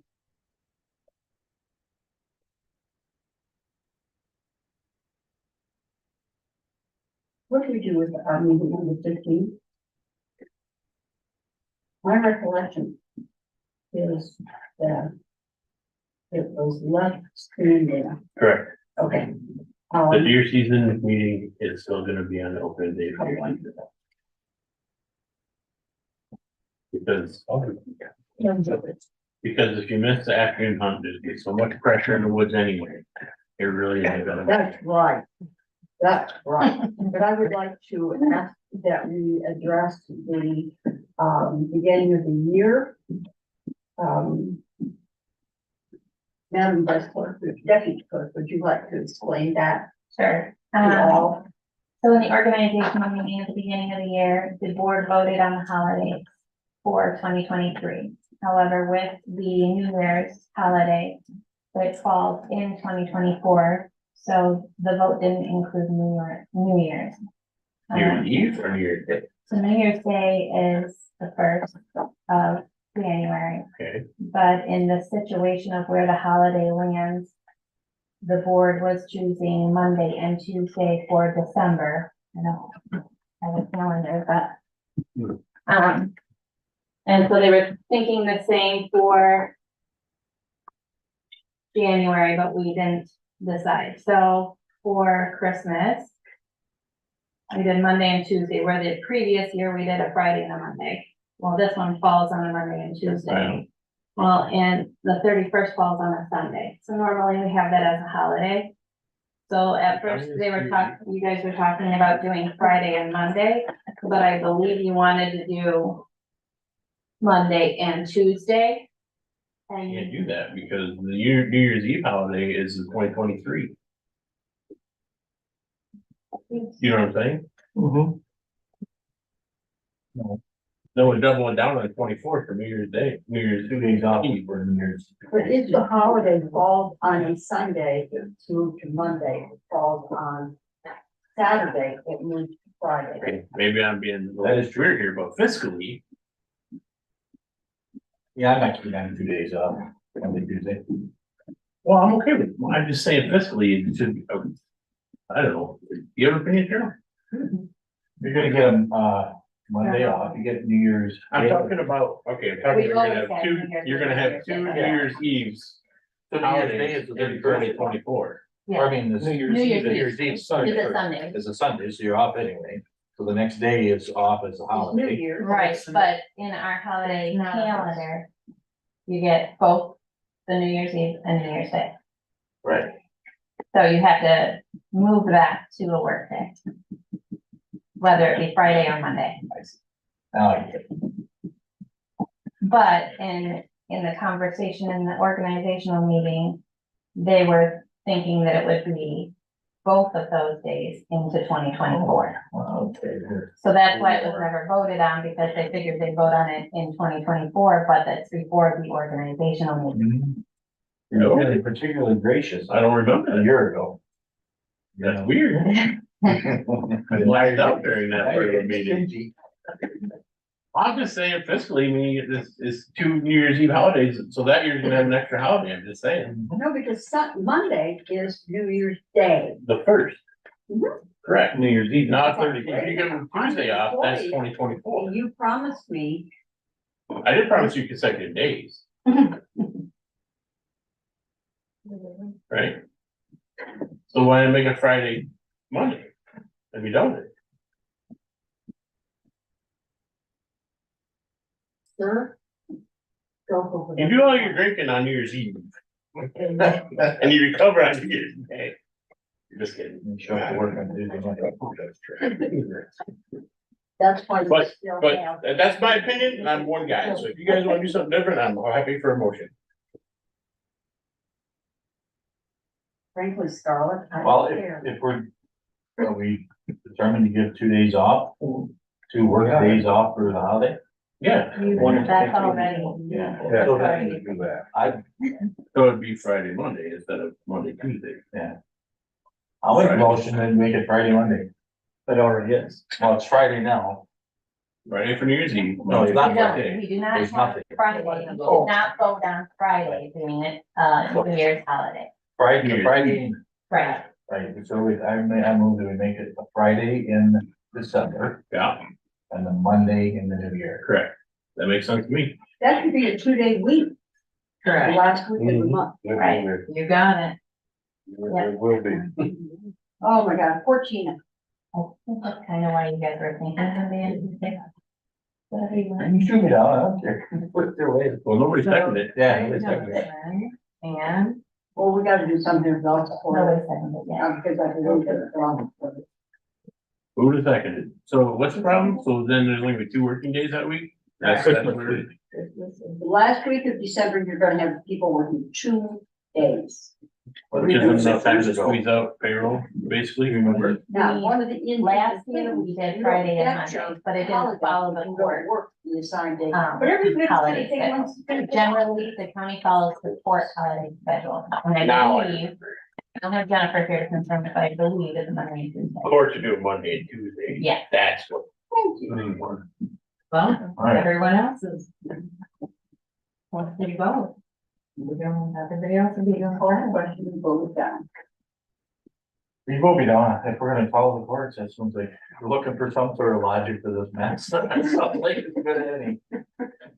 I would say, let's say with the quotes that way. I'll pull my motion. I'll pull my support. Okay, I'll make a motion that we make it Monday, Tuesday and follow the precedent of the courts. Support.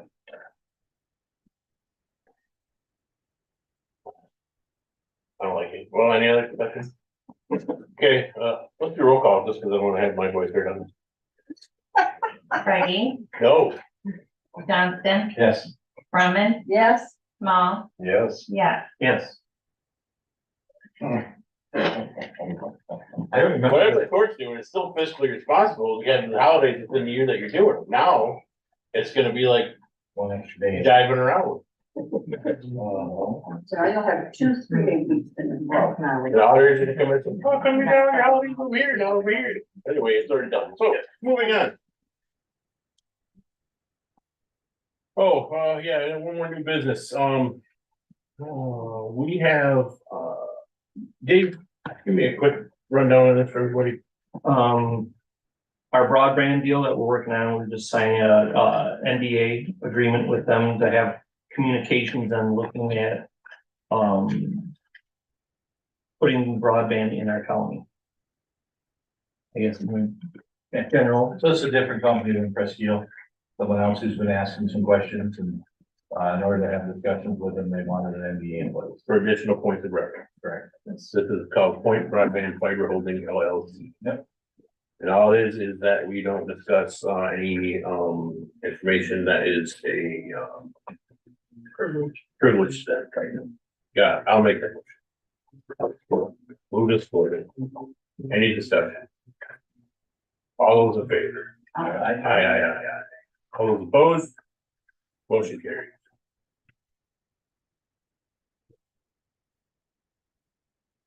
Steve and Cheryl, what, do we need to move any money around, what else we gotta go on finance, and then let's talk about the schedule for the next special meeting. And who's coming to talk to us about budgets. When is their next? So the next special meeting is next Wednesday, at 1 o'clock.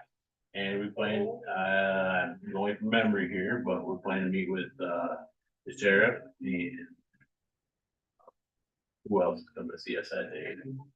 We have a schedule of the departments. And they were set up. We had certain times set up for the registered fees. We don't have a schedule, but we have to send you. Anyway, we have, those people 1 o'clock, right? Starting at 1. Or, more budgets, so for 2024. We need to move any money around today, Carol? Not necessarily Okay, today. anything, Dave? No. Okay. Move on to personnel. I think, Can I get a brief status on command union? we got a date set for, November something, Scott left, but there's yeah. I haven't seen that. Yeah, I know in November he was not available, great. Yeah, So you're working on it. Well, Okay. yeah. What other unions are left, Dave, or no? for steel workers. There's 2 people, in fact, we've got a meeting with them, there was an initial meeting a few weeks ago, and there's another one at first, like yeah. So that's our two alternative for employees. Okay.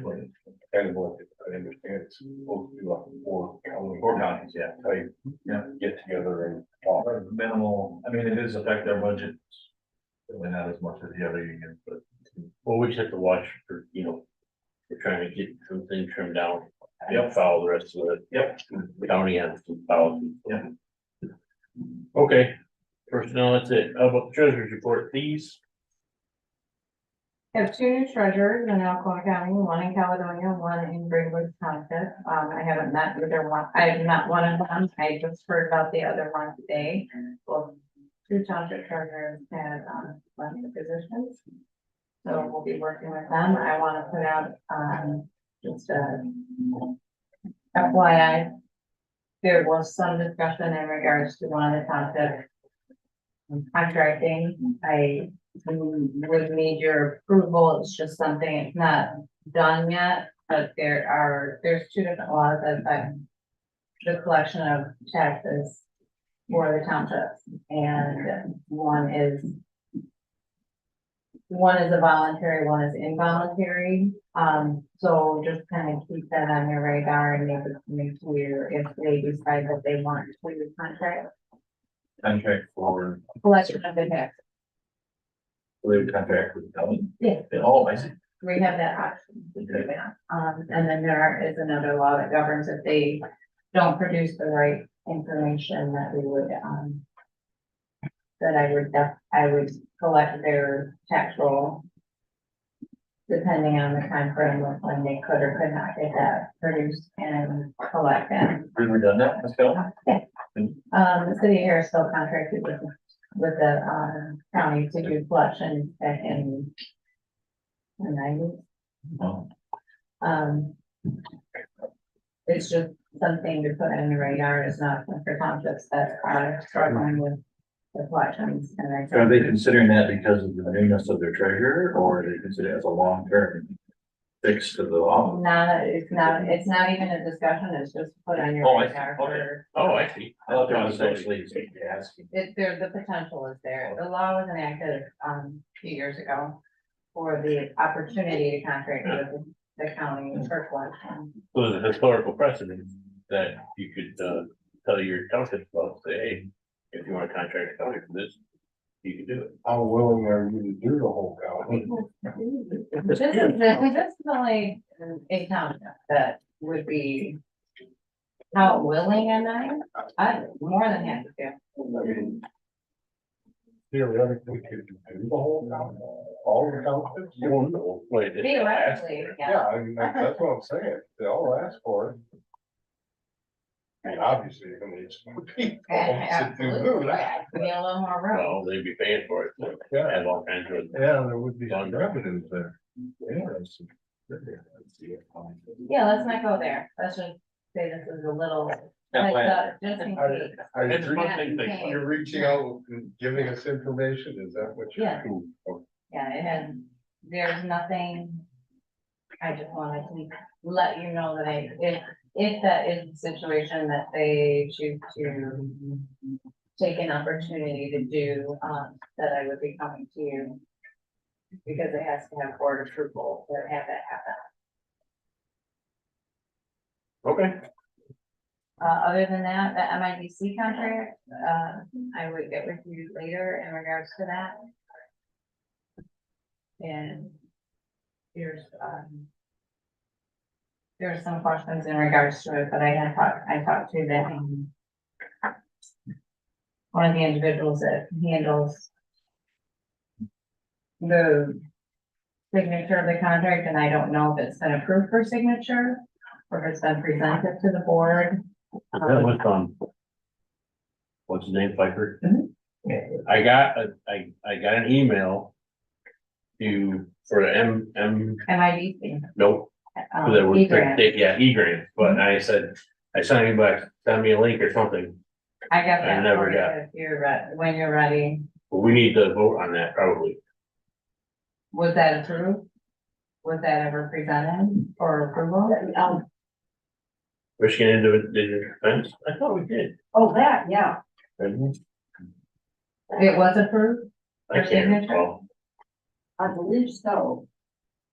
And we normally don't approve that, except with the non-general budgets.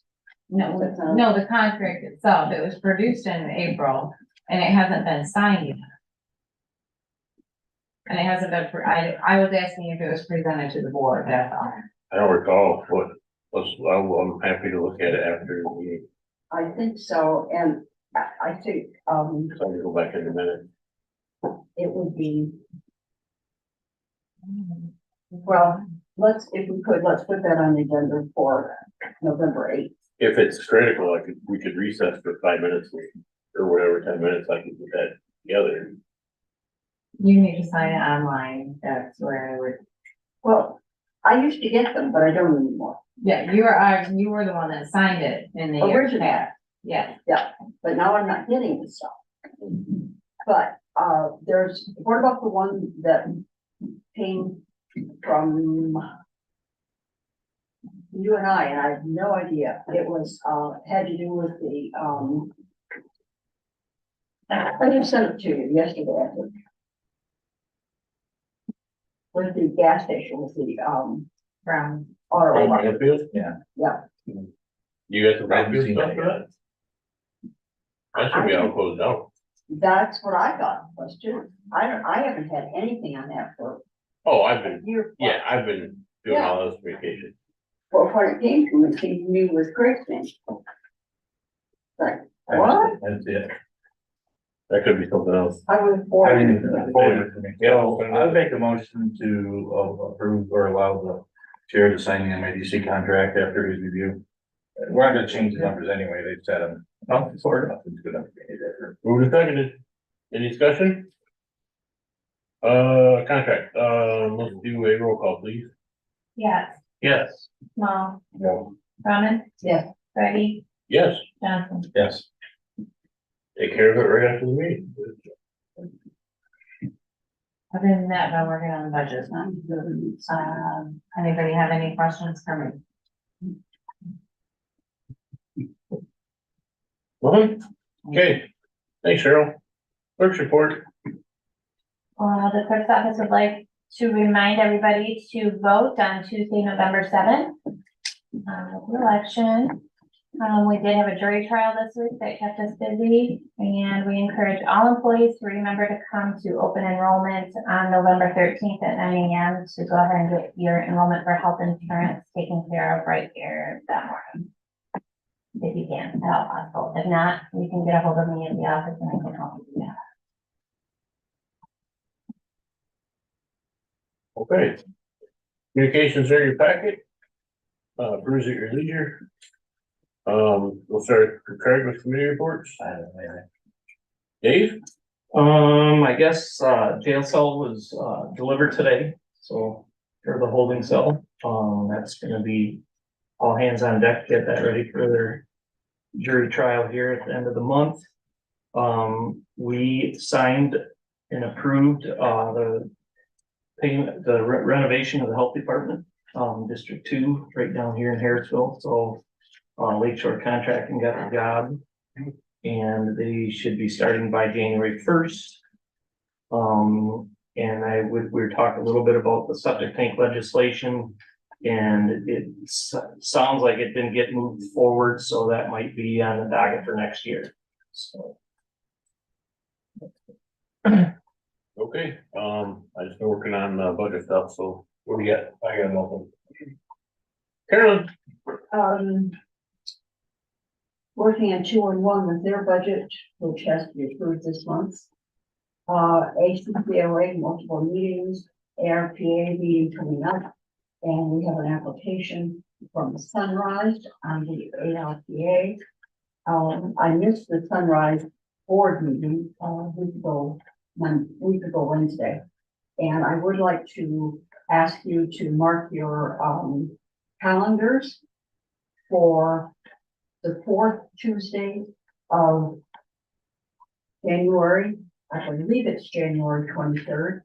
MTA will be moving, our local chapter will be having their meeting here at 7. Anyone who, I'll help you all volunteer to bring cookies or something like that, to that. And that's for it before, I know. Yes, sure.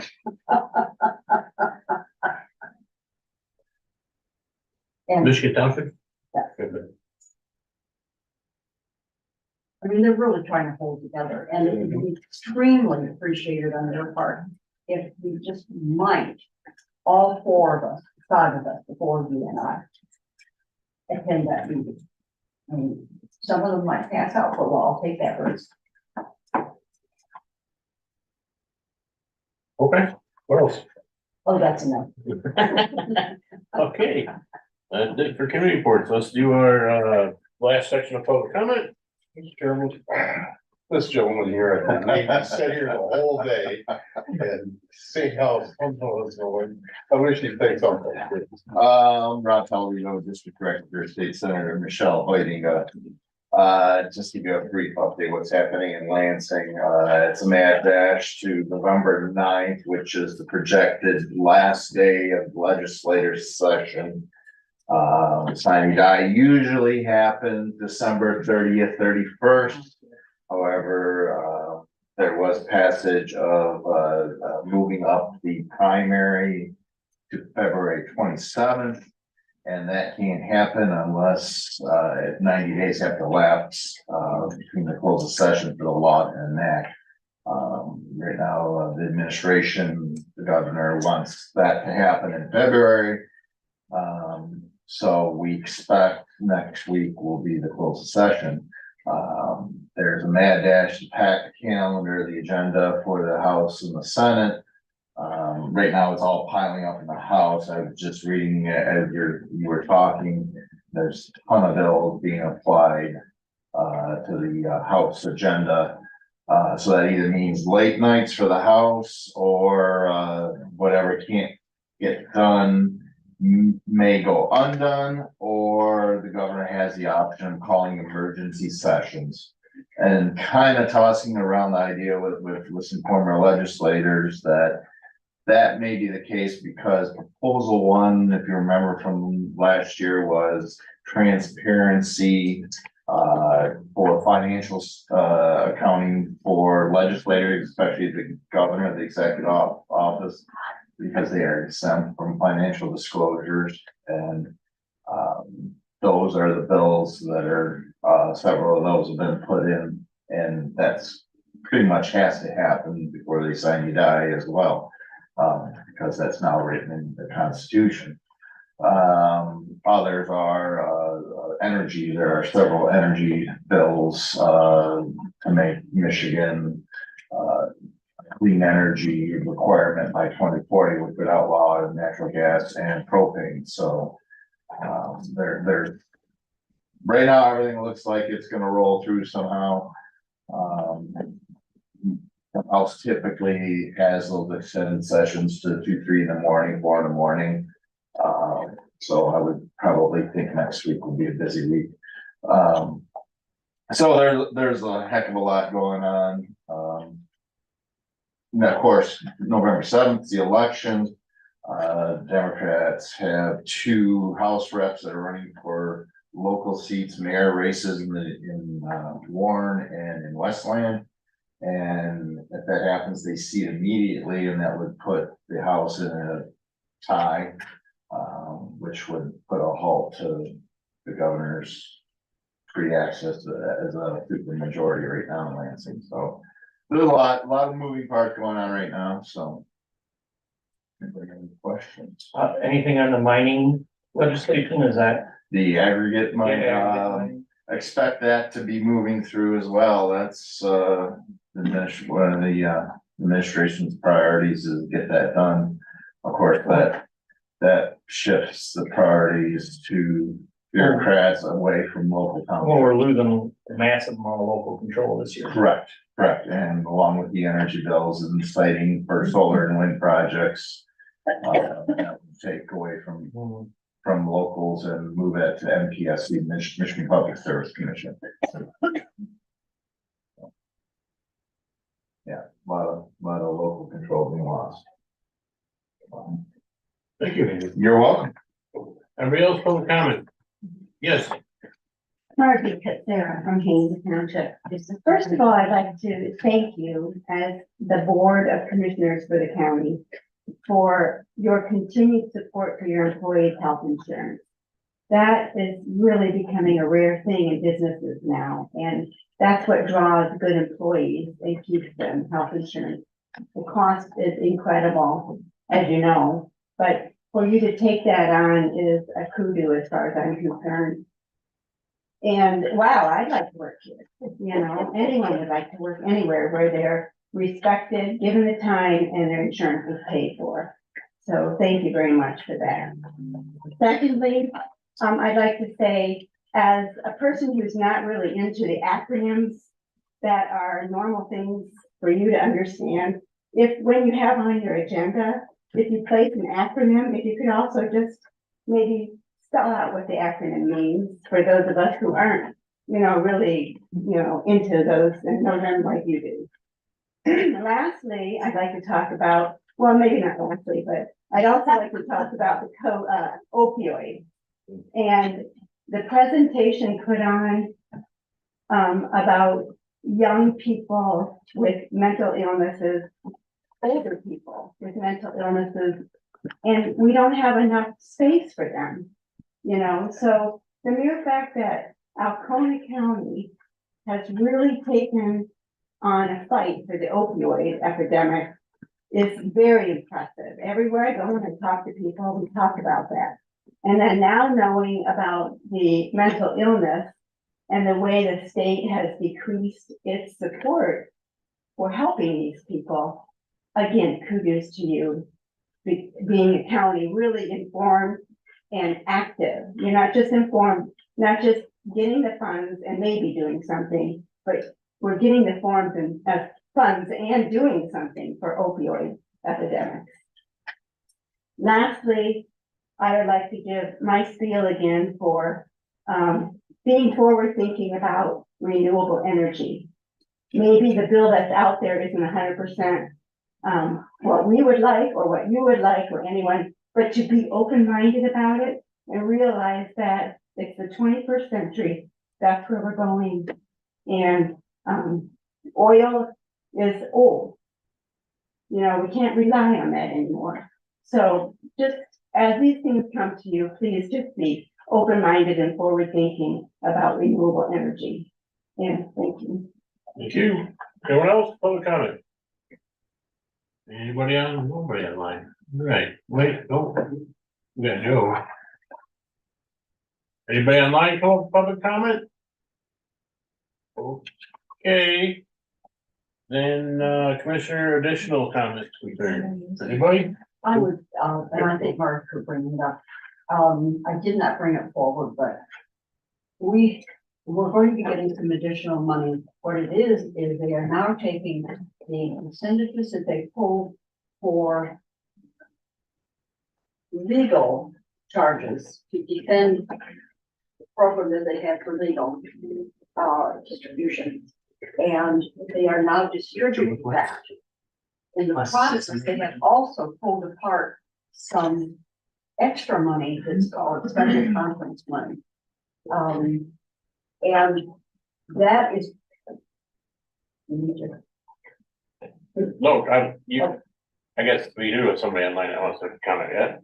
But I'm saying, You want to interrupt or? yeah, Go to that? No, You can allow him to talk if you like. who is it? Joe Lukowitz. Oh, yeah, sorry, Carol, let's let Joe chime in on the public comment real quick. You want to do that? 1 second. Joe decided he wants to talk. Joe, can you hear me? can you hear me now? There you go, Joe. All right. Carolyn, I wonder if you could address what's going on with the Cedar Lake Improvement Board. I see that the Scotia Township's meeting on the 13th to possibly dissolve that and turn over that responsibility to the Cedar Lake Property Owners Association. Could you enlighten me or tell me what's going on with that? Well, Joe, during public comment, there usually isn't a conversation, but Okay. Yeah, I appreciate that. commissioners' comments, we'll see what happens here. You have anything else, Joe? No, that's it. I was hoping she would have addressed it during her general comment session. That's all. Moving back to the opioid situation, we can apply for money from this special group. I don't think they're going to get any, but you know me, you dangle a dollar in front of me and I'll chase it. So, what we have received a request from Sunrise, they're developing a building fund in excess of 5 million. Their building is falling down around them. So they really need to get a new one. And, the beginning work has been done. They have a location, all of those kinds of things. And I'm going to submit, I hope with your blessings, an application for $10,000 for this. Our chance of getting it is slim to none, but like I said, dangle a buck in front of me for the county and I'll chase it down the street. So, addressing to Joe's, there has been, and it was talked about at this table, I'm going to say 2 months ago, a concern over two members, one member of CLIB, Cedar Lake Improvement Board, and one member of the Ascota Township Board, that CLIB should be dissolved. In order to dissolve CLIB, 5 governmental entities, Ascota Township, Iosco County, Alcona County, and Greenbush Township, as well as CLIB itself, need to all have individual public hearings. At that public hearing, they then go back into session. That entity, be it the township, county, or CLIB, and they vote. Do we want to eliminate CLIB as it now stands? If you eliminate CLIB, first of all 5, not 3 out of 5 governmental entities, but all 5 have to move to dissolve it. It can't be a 4-1 or a 3-2, it's all 5. If that were to happen, it's a really big if, then Cedar Lake Improvement Board would void themselves of all monies that they currently have. There would no longer be any taxation. I'm sorry, it's not taxation, it is assessment.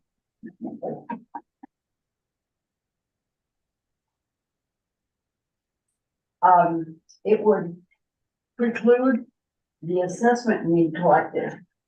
And we would have to void ourselves of all assets that we have. In order to, once those assets are gone, if you want to do lake improvement of any nature, you've got to go back to the beginning and form all of those entities all over again. I'll be long gone before that all happens.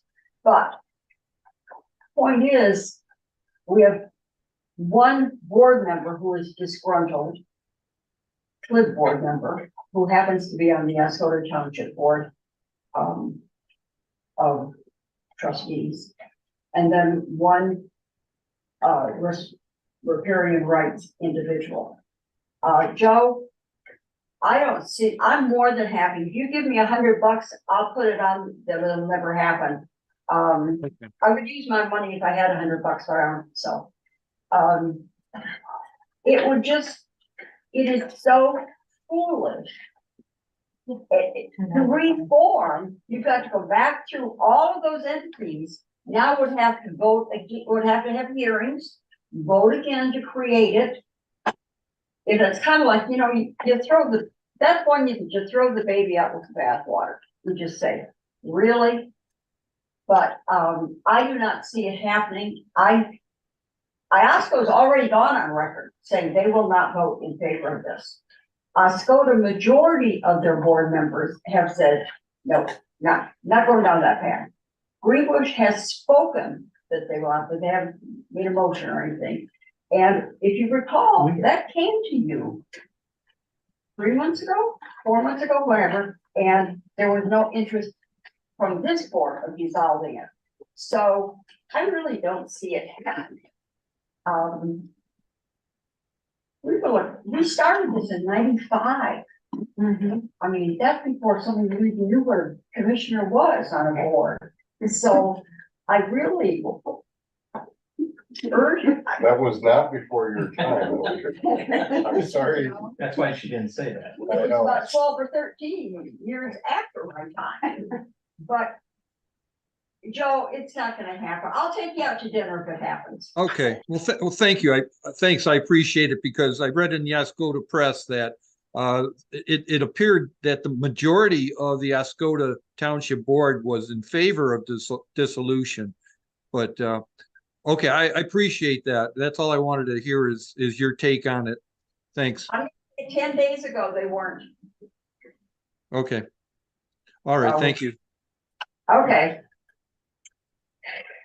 Anything else, commissioner comments? Then we're adjourned until our next special meeting. On next Wednesday. We need to give a copy. I got another. I didn't know, was that a rule? Copy of the sign. I didn't want that. Coffee cup? Yes.